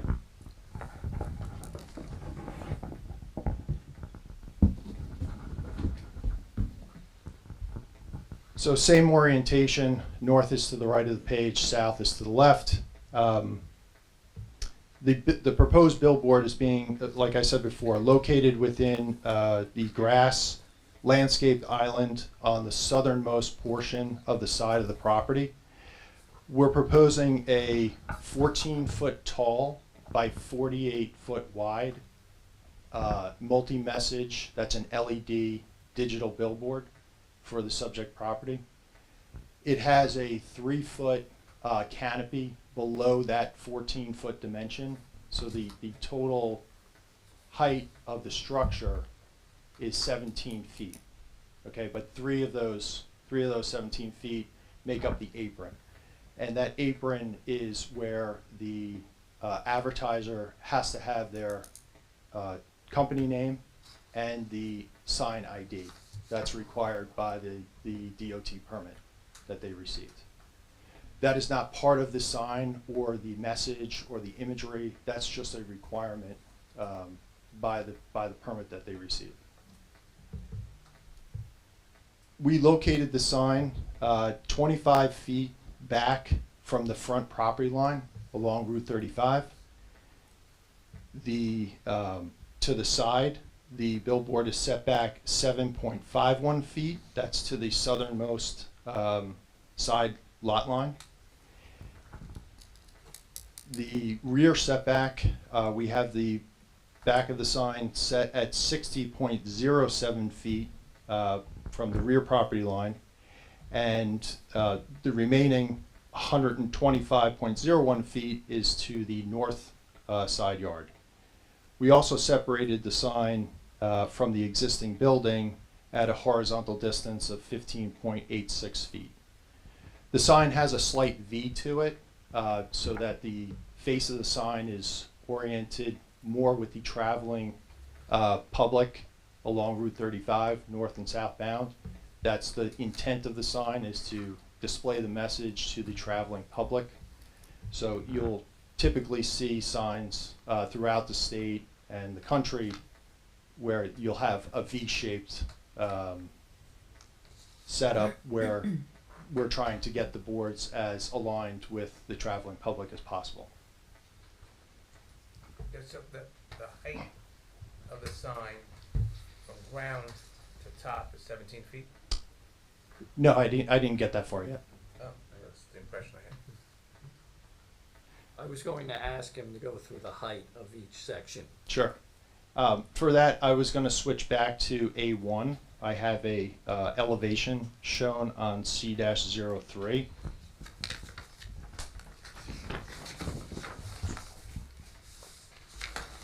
So again, I'm on A. So Bill, that's a little washed out from here, but why don't we start from the ground up? I believe your Sure. earlier testimony was that the location of this sign on this property does not impact the operation of the existing business, correct? That's correct. Doesn't affect the building, No, it does not. and it doesn't affect any parking areas or ingress or egress to the site for the operation of the current auto collision business. That's correct. All right, then we have an area, the base, that is on the ground. What is the footprint of that? Sure. So the V-shaped sign structure is supported by a single monopole foundation. It's 4 foot in diameter, and that gets embedded. They basically auger out a hole in the ground, and then they slide or vibrate the 4 foot diameter steel pole into the ground. Typically it's for this height of sign, it typically would be around 24 feet, 20 to 24 foot deep is typically what they do. The area above ground, this 4 foot diameter pole, does that continue all the way up to the base of the sign? So the monopole supports the V-shaped structure at the top. So from the ground level to the very top of the sign, is 45 feet above the ground. From the ground level to the bottom of the sign, so that would be to the bottom of that 3-foot apron, I'm at 28 feet. Okay, and then you have the 3-foot apron and then 14 foot for the height of the actual You message. said 28 feet? Yes, I'll be 28 feet from the ground to the bottom of the sign. to the bottom, correct, to the apron. Okay. All right. So just so we're all clear, we have the monopole, the support to the bottom of the sign is 28 feet. Correct. You have the apron that you testified is required, but is not part of the messaging, which is 3 feet, and then 14 feet for the sign for a total height of 75 feet. 45. 45, 75. That's correct. Could be a different town we were in, Bill. Could be. For 45 feet. And then the area of the sign itself, the face, what is that? Sure. So the 14 by 48, that equates to 672 square foot. So that I'm multiplying the 14-foot height by the 48-foot width. And the 672 square feet is on each side. You have That's one correct. side of 672, the other side of 672. That's correct. I believe our DOT permit is for a sign that's larger than that. It's 16 by 60. I believe the permit is issued for. So we are smaller than what the state is permitting us. Now, the height of this sign is 45 feet. How was it determined to be 45 feet in height? Sure. So we'd like to keep the height of the sign out of view of and above the existing building that's on the property. The existing building is approximately 12 foot below the bottom of the sign. So we'd like to keep a separation vertically between the bottom of the sign and the roof of the building. We also want to keep the sign away from and preventing any blockage of any other signs that might be on properties, adjacent properties. There are, if you drive up and down Route 35 in both directions, there are several pylon signs of some significant height. I would say they're in the neighborhood of 20 foot tall up and down the corridor. So we'd like to not, we'd like to have the sign or the proposed billboard at a height that doesn't impact any other signage along the frontage of the corridor. Now, this is a sign we call a multi-message sign or an LED sign. Could you describe that for the board? Sure. So the multi-message sign, what happens is that message will change copy every 8 seconds. So the terminology that they use, it's a 64-second flip. So you get 8 messages in 64 seconds. Okay.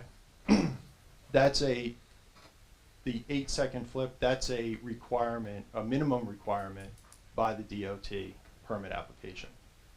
It has to be no less than 8 seconds.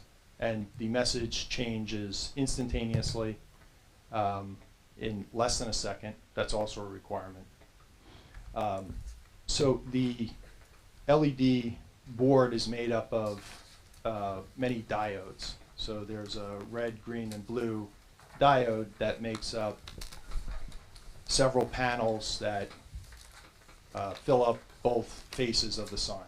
So those LED light fixtures are what gives the sign its luminance, so you can see it.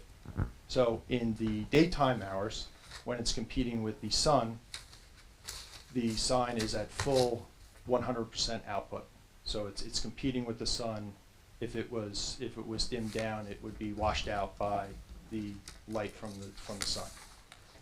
In the evening hours, there are photo cells on the billboard. It's also programmed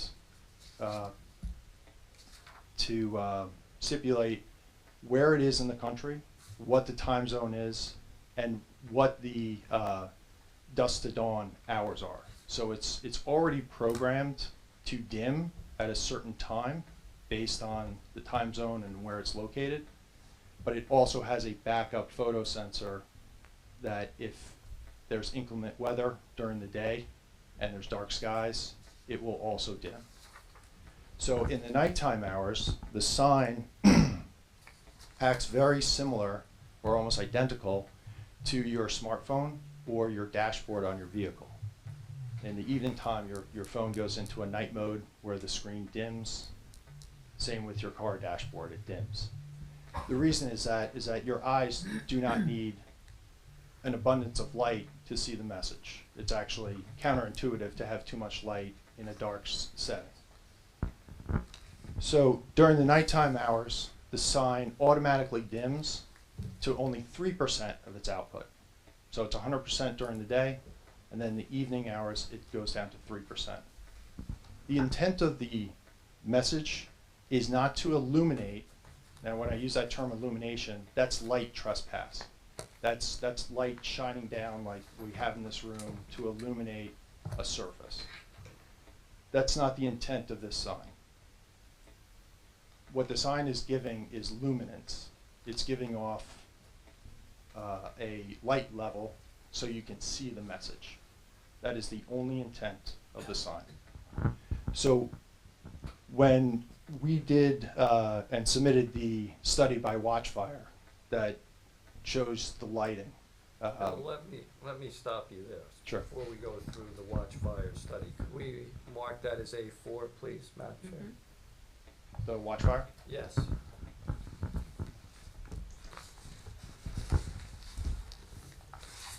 So that's the study, Bill. If you have other boards, I guess we can go through them. and mark them separately. I have just 3 of that report. I have 3 boards that make up that report. It's just the graphics.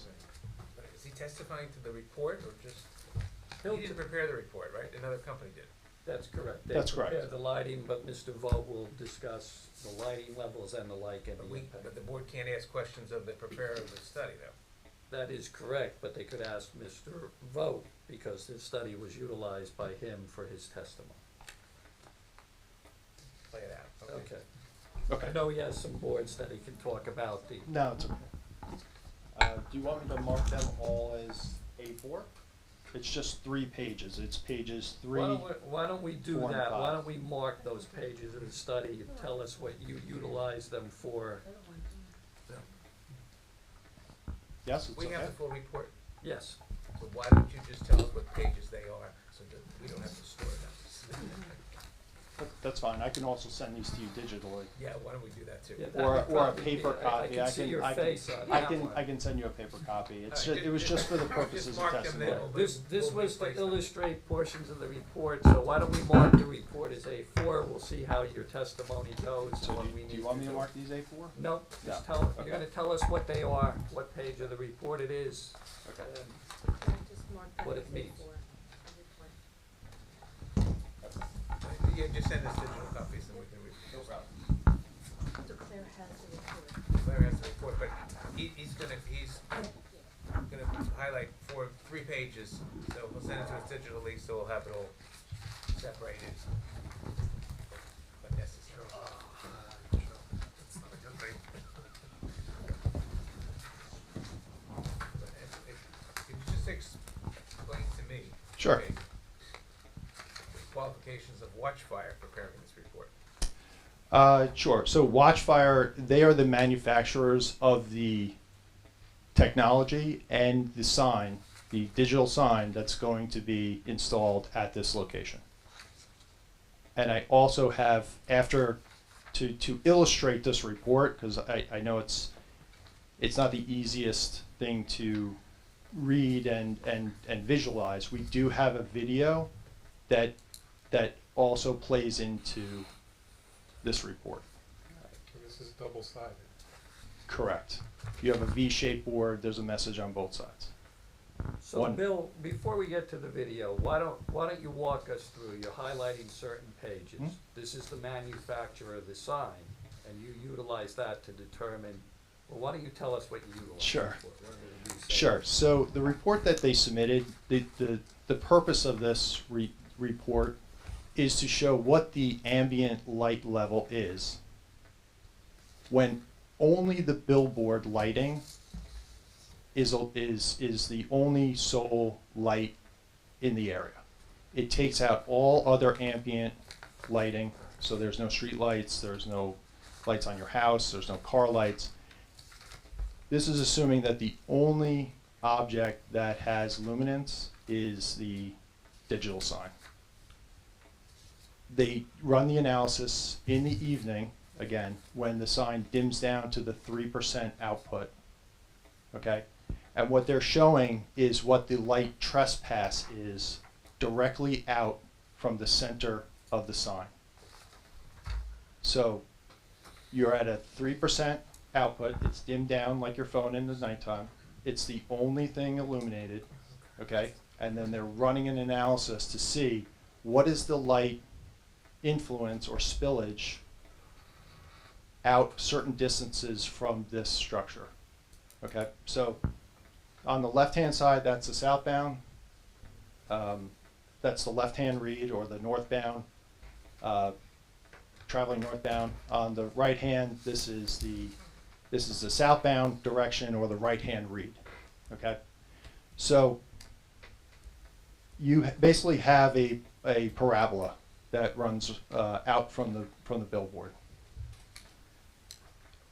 At the 0 degree, straight perpendicular with the center and face of the sign, you will have the highest light level.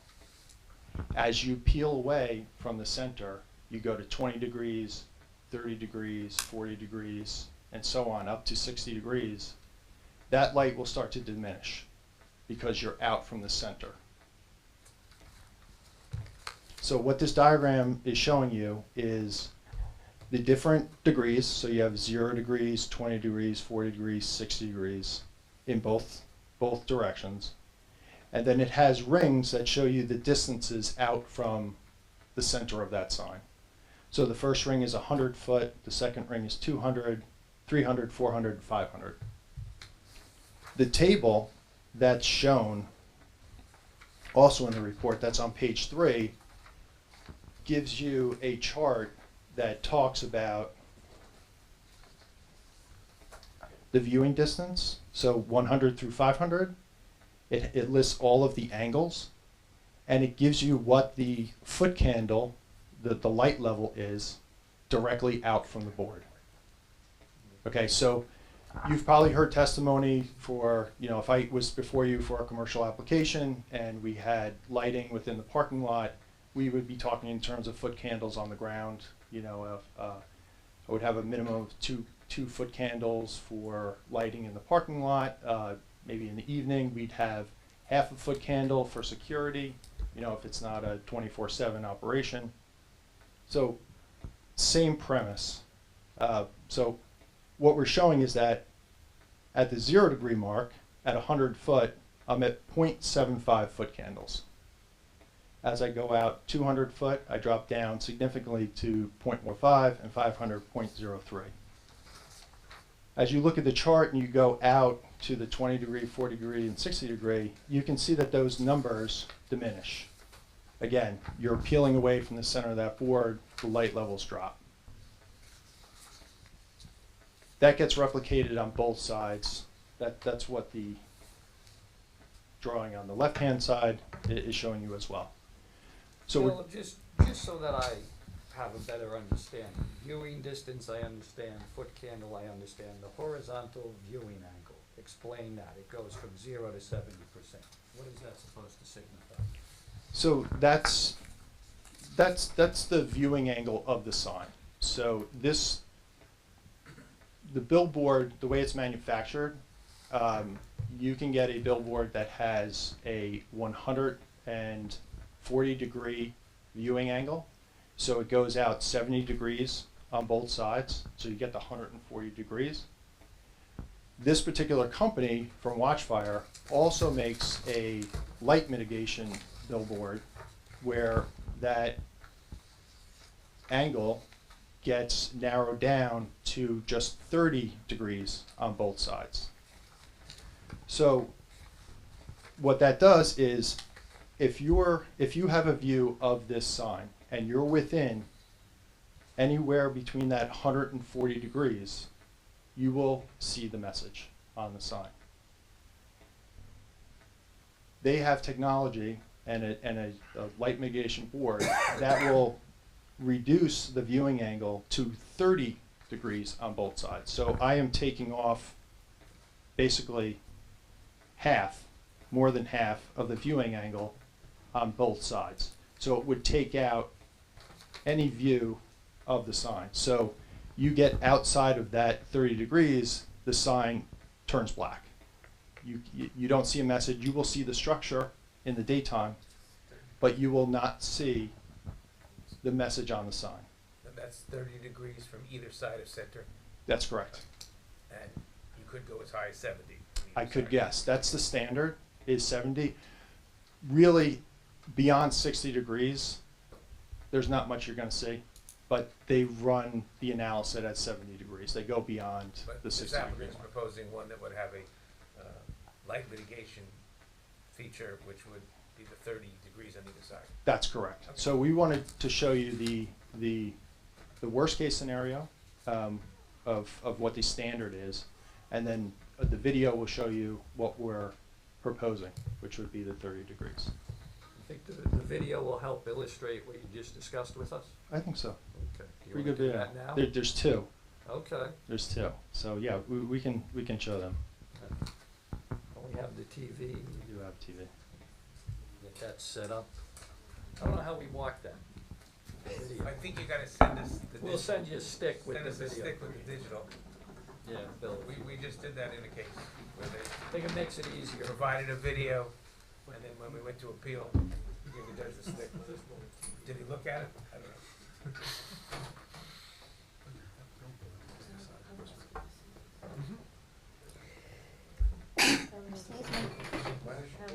Thank you. Pleasure.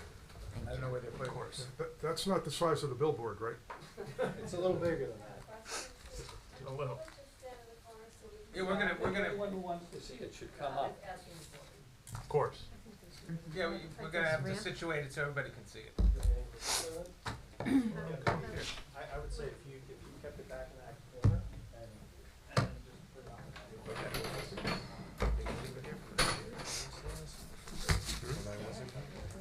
Will right there work?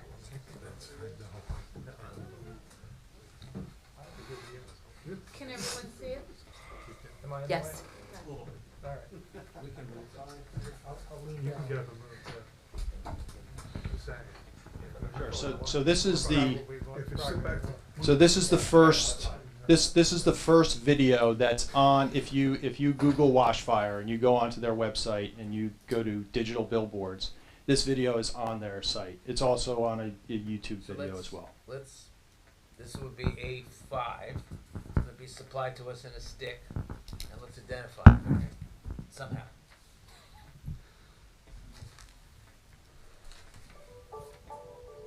If your billboard site requires light mitigation, Watchfire's new light blocking technology can be your solution to meet local zoning regulations. Our innovative louver design precisely controls the viewing angle of your billboard, directing light toward intended viewers. Compared to the traditional viewing angle of 140 degrees, our louver design narrows it to nearly 60 degrees, without affecting image quality for your audience. This technology from Watchfire precisely controls where your billboard is visible and lets you be compliant with any regulations your local area may have. To learn more, please visit our website at watchfiresigns.com or give us a call at 800-637-2645. That's So Bill, before we go to the next video, the purpose of that was to indicate that it is adjustable to mitigate the spill of the light. That's correct. Can we label A5 Watchfire video of light mitigation, or something like that? That's fine. Okay? Larry, you got that one? Yeah. That'll be A5, they're gonna supply you with a stick. Okay. And then the second video, so this also comes from Watchfire. They flew a drone over a sign that's erected It is not in New Jersey. You'll tell clearly from the video. It's out west. Okay, it's completely different landscape. It's not AI generated. This is an actual billboard. It has one side is the light mitigation technology, the other side is a static billboard. Okay, so that's a vinyl copy. It's stagnant. It does not change copy unless physically someone goes up there and changes it. So we can call A6. I would call it drone. I label it Watchfire drone video of billboard in other location. Sounds good to me. Is that clear? Yeah. The same stick, or you just supply 2 sticks? Yes. Two Same sticks? stick, unless you want to. One would be A5. Or label them both. Label the stick A5 and A6. So 2 sticks. 1 stick. Doesn't matter. 1 stick. One stick, 2 titles. Gotta have a little fun, right? If we have to replicate any Red stick, blue stick. Okay, you can play that one. Which stick do you? So that there's no music to this one or all right. It's disappointing.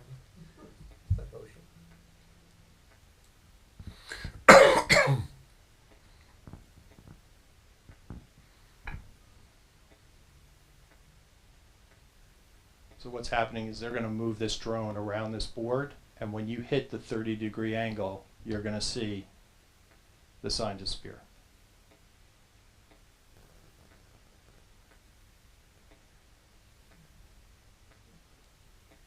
So that's what you will see day and night viewing this board. That is the static side. So it has no element of blockage. That just has uplight. And then you're coming back around, you're crossing over the 30-degree mark, and you're going to start seeing that sign again.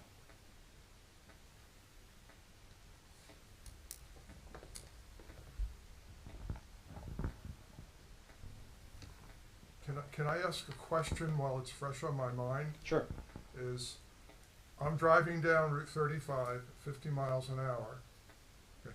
How long am I going to be able to see that sign? As long as you're within that 60. Yeah, how long? I know if you're within the 30-degree cone, yes. But what time is that? Is it 3 seconds? Is it 10 seconds?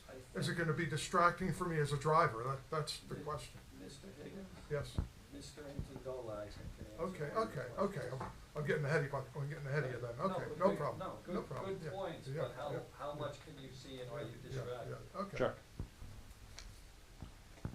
So I hope that better explains the technology that we're proposing for this location. I've done several of these signs with this technology. It's worked out very well in other municipalities. I have a couple in Parsippany that are installed, and they're working very well. I think the town was very pleased with that light mitigation technology.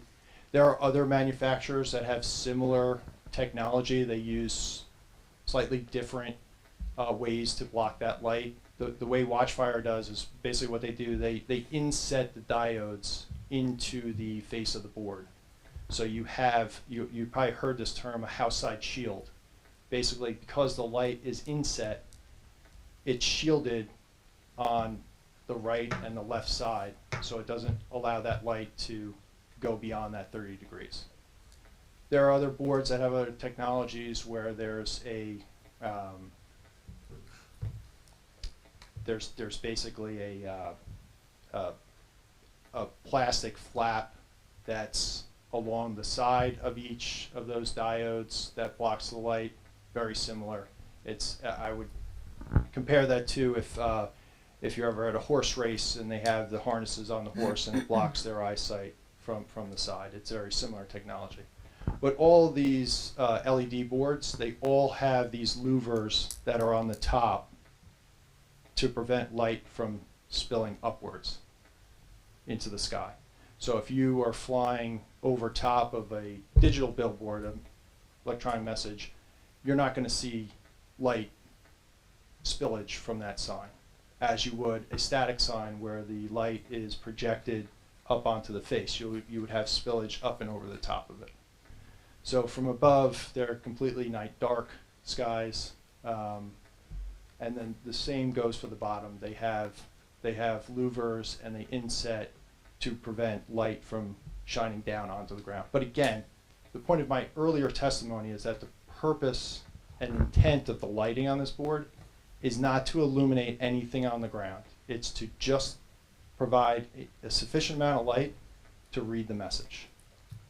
Can you explain what the difference is between the chart that you have there with the foot candles and what you just explained, how there's no light spillage onto the ground? Because the typical lighting that the board sees, we look at foot candles of light that's projected onto the ground, such as in a parking lot. Sure. So the light, the A4 exhibit, the Watchfire, they're showing you the highest intensity of the light, again, when it's the only light source. And the light is most intense at the direct center of that board at the 0 degree mark. So that's what they're measuring. They're staying horizontal with that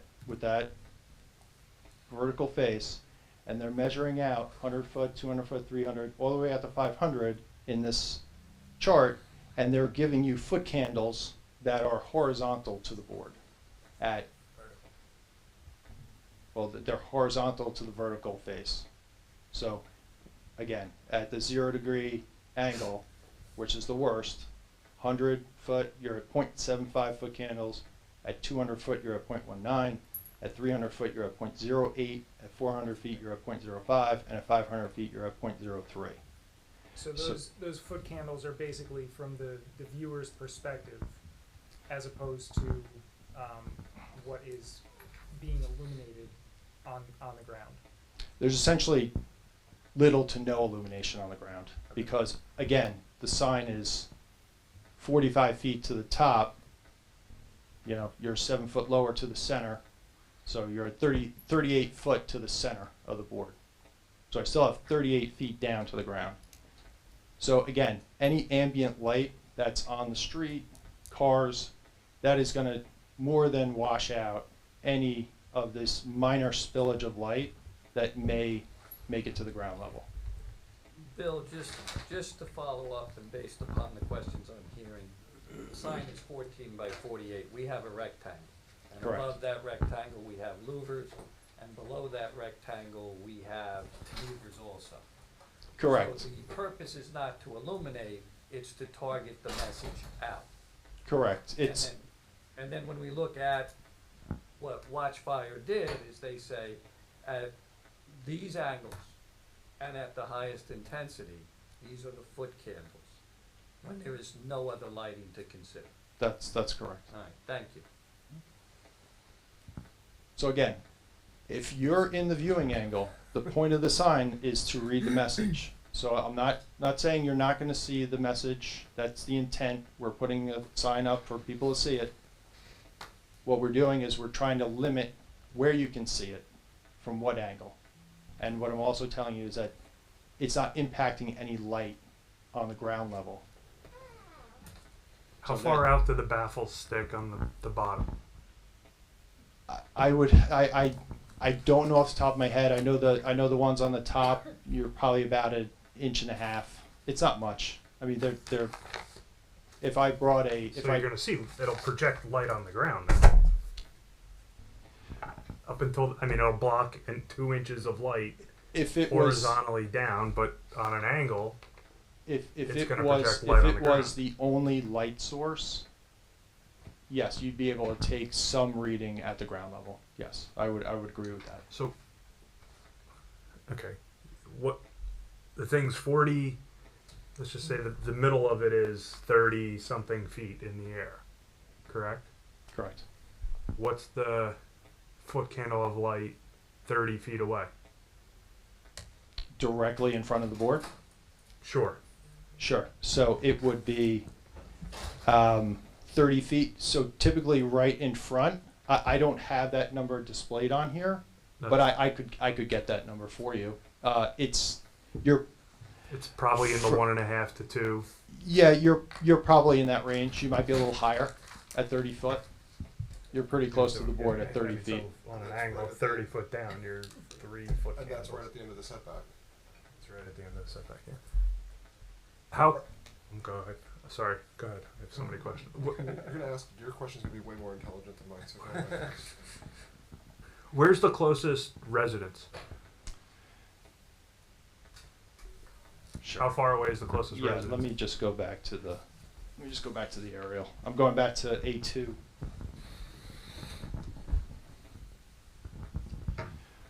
Closest residence.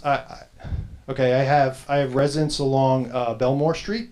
That's directly to the west. To the east. Apologize. To the east, northbound is to the right. So to the east, that's Belmore. So I would say I have right at the nose of the sign, which you're not going to see the message. You're just going to see a structure. You would have this first house at the corner of Talmadge and Belmore. That house in particular, because I was looking at it today, there's actually no windows on that side of the house facing the westbound direction. That's a solid wall there. But as you go down Belmore, you will have other residents that are here. So if you look at the display, if I came in with a 140-foot viewing angle, everyone basically on Belmore, besides that first house, would have a viewing angle of that sign. What we're going to do is we're going to cut it down to 30 feet, so it basically cuts out all of the residents along Belmore. I would be curious to see what the foot candles are directly below the sign. 10, 20, 30 feet out. We could get that for you. Yeah. We've done it before on other applications. So the other question, who decides what radius of view is going to be seen? I know you said it's got the technology to shade it from 70 degrees to 60 degrees to 50 degrees to 40 degrees. Who decides that? Well, it's so there's the outdoor advertising agency. There's an agency set up that basically all of the outdoor advertisers follow. It's basically there. If you want to make it for simple terms, it's like a residential site improvement standard for billboards. Okay, so they've been around for decades. The billboard companies consult with this agency to make sure that they're falling within parameters that have been tested over time. There have been light studies that this outdoor advertising agency has performed to understand what that light diminishing for in the evening hours should be. So that's pretty much an industry standard that you go down to the 3%. That's not a government agency, though. It's more like the ITE than. That's correct. Yeah. That's correct. There's no. I think his question was, are you proposing this sign to be no more than 60 degrees? Yes. Yes, we are, and the reason we're doing that is to take out the viewing of some of the residents So that you're are in. 60 degrees either way. Correct. No, 30 degrees either way. It's 30 degrees. It's either way. 30 degrees, 60 in degrees total. Yes. Is there any post-installation study done once the sign's up, so we know it meets that requirement? I haven't done one personally, but I can find out and let you know. And I know Absolutely. when we had the other LED billboard approved in Ocean Township a number of years ago. The computer's not on the billboard. The computer is remote at a location, and in this case, in the case of the one that was approved, it was actually out in, I think, Seattle. That was Sounds being about right. Controlled there. So this would be controlled at a remote location somewhere, and it could be changed. Correct? So there would have to be very strict controls. on it. But it's my understanding that the physical structure of this billboard would have the lighting set in so that it would 30-30. Yeah, you can't change it once it's That's not changeable. once it's the 60 degrees. I'd have to physically take that screen down and put a new one up. Okay. That's, I believe that's what your Yeah. testimony is, okay. that's what we're Yeah, getting, Abs- that's absolutely. what you propose, you're giving us. Yeah, the- it's that one. The new design. that's it. I'd have to come back No, it's and the lens. Bill, come with a different one. just to It's the follow up, pixels you have the design, Three but sections it's of the lens. also pre-programmed to adjust with lighting intensities Correct. based upon location, time of year, etc. There is also a photo sensor that would adjust it based upon current weather conditions. That's correct. And then in addition, it could be adjusted remotely. That's correct. So it's monitored 24/7. It's from a hub. It could be local. It could be across the country. There are several of them. A lot of them are on the West Coast. It's 24/7 monitoring. What you'll see when you pass another digital billboard, you'll see an arm that sticks out, and there's a camera on it that points at the screen for two reasons. It makes sure that there's no malfunction of the screen, so they get notified right away. And it also allows the person who's advertising, paying for this time, that their message is actually up there.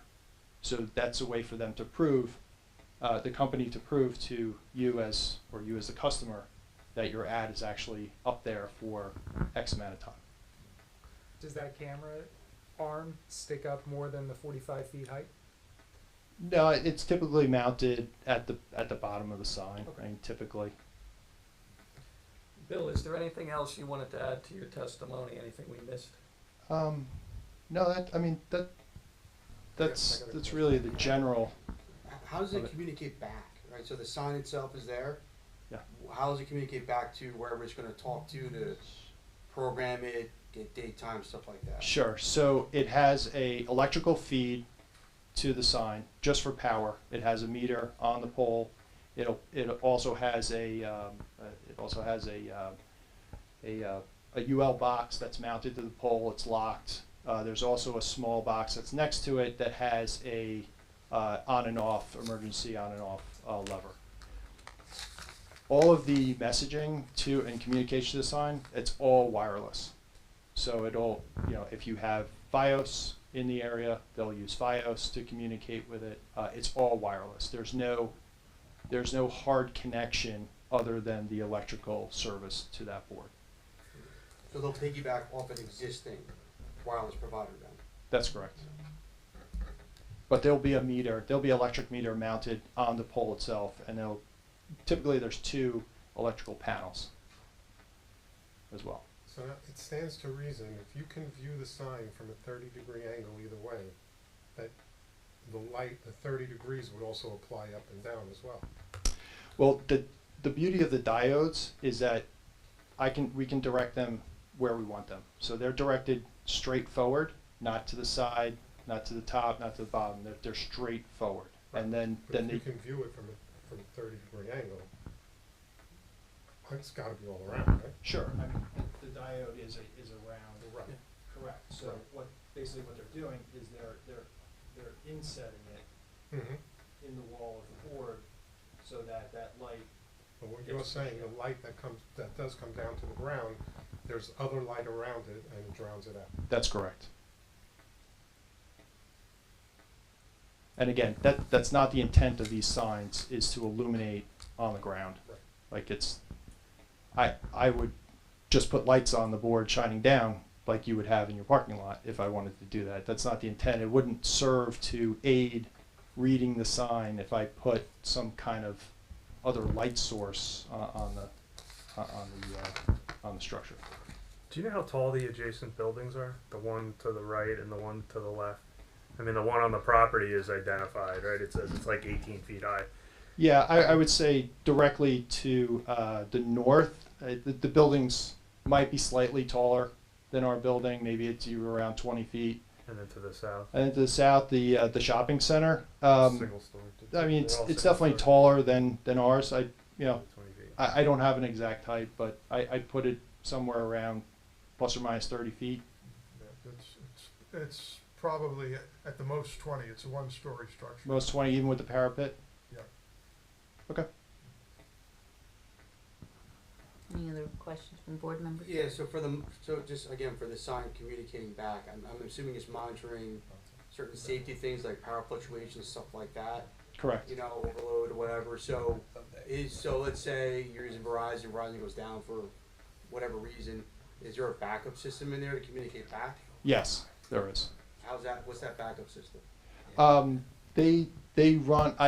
I can get the technical for you, but they do have redundant systems. If there is some type of loss of communication, the sign will just turn black. It'll basically just turn off. Okay. Shut the power down. It'll just shut it off. If the sign flickers for any reason, it would be shut down. They also have the ability to just make it a static image. It could just remain there as whatever that copy is. But those are typically the two defaults that happen. Yeah, if I can see something about the redundancy. Sure, as well. I'm sure we can provide that for you. Madam Chair, if I can just have one follow-up question, because I forgot to ask this. In addition, the LED message board allows for public service and public safety announcements, correct? That's correct. So if the Township of Ocean wants a message, that message could be put up there. If there is like a silver alert or amber alert, that's something that could be put on the site. How does that work? How does the operator know what to do and how is it done? Sure. They typically on the billboards that I have represented, they allot advertising time to the municipality. So they will, it's free of, typically, I'm not getting into economics, but it's typically given to the municipality to be used for certain advertisements. It can't be a paid advertisement if the town wants to go sell it to somebody else. It's just for functions. Let's say you have a community event in the township. Let's say you had a road closure that happened. There's contact information that the billboard entity would give to your business administrator, and they would have direct contact with a person 24/7 to get that message displayed on the board. So they typically allot one of the 8 flips for the town. And that would be also with the police department for emergency alerts such That's as correct. the silver or amber. That's correct. And then obviously if there's any federal message that comes out, if there's a missing child, a missing adult, that gets precedence. It gets jumped right to the line, right to the front. That's controlled at the database with the federal authorities. I have nothing further. Okay, any other questions from board members? Okay, we are at 9:17. I want to ask the public for questions only for this witness, or expert, I should say. So if there are any questions specifically for the engineer about testimony tonight, obviously. I'm sorry, Mr. Matlack, Mr. Higgins, did you have questions? Sorry, before we go to the public.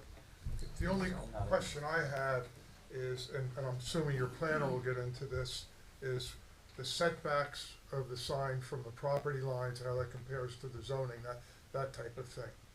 I didn't hear any of that. We talked about the height, but we didn't talk about the setbacks or anything, where it's located on the site. He did provide the Did the setback location. I did in the Okay, very missed that. beginning. I did. Okay, I missed didn't that. get into the bulk standards, but Okay. I did.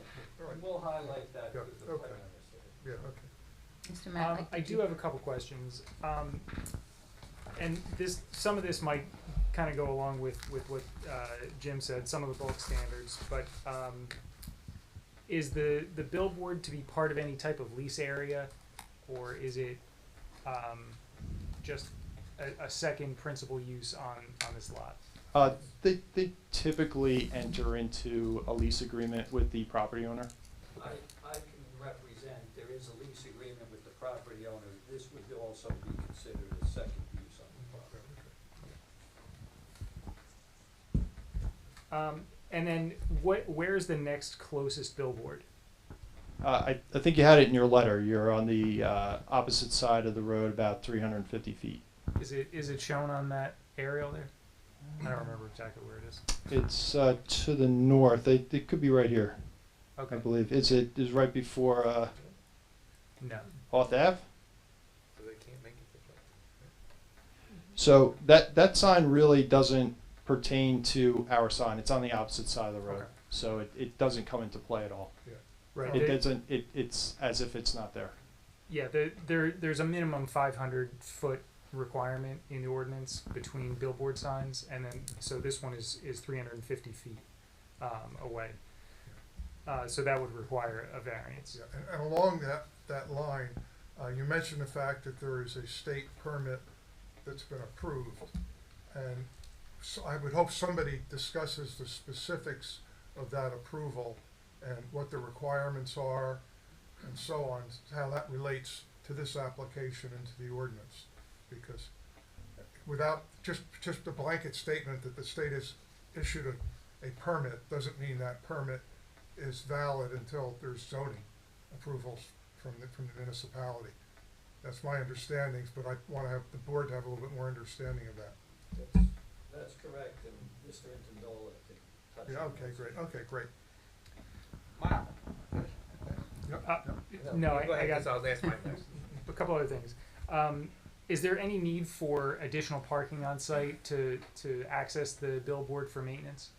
No, there's with the digital type billboards, there's very little maintenance. Again, unless there's an issue with the panel, there's really no need for anyone to go out there.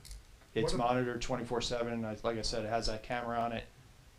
What about during construction? How will that disrupt the existing site? These go up in about 6 days. I can get that structure up. They drill that hole and set the first pylon in a day. And as I understand it, the billboard itself would come on a truck completely assembled and be hoisted up with a crane of some sort? That's correct. Yes, they bring all the pieces up at one time, right when they have the building permit, and they install it within a week. It's up. So if there's not enough room, I've had on other applications, if there's not enough room on site to store the equipment, they will talk to an adjacent property owner to work out some type of monetary lease, short-term lease to allow them Probably to. require another zoning approval. It might. But Okay. they typically bring the equipment in the day of and install it. Typically comes up from the southern states. There's no need for any like debris netting or anything like that. That's typically more of a static billboard. I haven't installed them on either one, ever.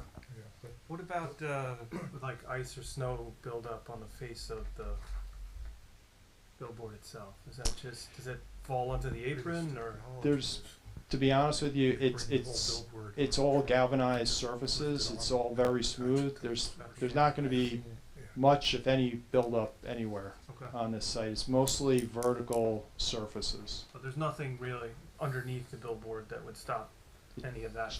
It's just framework. It's just open framework. Okay. Just following up on that question, Bill, and I'm going back to one of our earlier applications, different community. The apron, that solid or is that open? No, it's a solid apron. It has a painted black background, and it's just to advertise. Not advertise. It has to display the name of the billboard entity and its DOT number. So you'll see. You pass a sign, you'll see. I'll use a different one. You'll see out front, and it'll have a number on it. And that's because if there is ever an issue with it, and the DOT drives all of these roadways, they can identify who the owner is, what the number is, and they can call it in and they can issue a violation that's not taken care of immediately. So they're very strictly regulated by the DOT. So the apron is it's a continuation of the surface, but not for advertising. It's completely separate. It has nothing to do with the digital diodes Right, I understand it's, that. It's But just it's a not- backdrop. It doesn't project out, it doesn't recess back, it's at the same. Yeah, it's probably with slightly the slightly surface. behind the Okay. screen. Alright, thank you. So the only thing that projects out is those fins, those. The walkway. You know, if I didn't tell you they were there, you probably wouldn't even know they were there. Yeah. Is there a wall? Oh, there is a walkway. Okay. And so the board knows too that the ordinance requires the maximum size to be 12 foot by 50 foot, but that is just of the advertising area, not including the apron. So the addition of the apron doesn't really change anything from the ordinance's perspective. Except this one's 14. Yeah, this size is 14 by 48, Yeah. and Correct. the maximum is 12 by 50. So 12 by 50 is 600 square feet. This one is 672 square feet. Yeah. So 14 by 48. That's a standard billboard copy size. 16 by 60, 14 by 48, 10 6 36 is pretty much the three standard sizes. Okay. Any landscaping improvements around the base? I don't, but we're open for any suggestions if the board or professionals. I've done that before. You know, screen the base with native plantings. You know, evergreen type. I could certainly offer that. I think that's probably a good idea.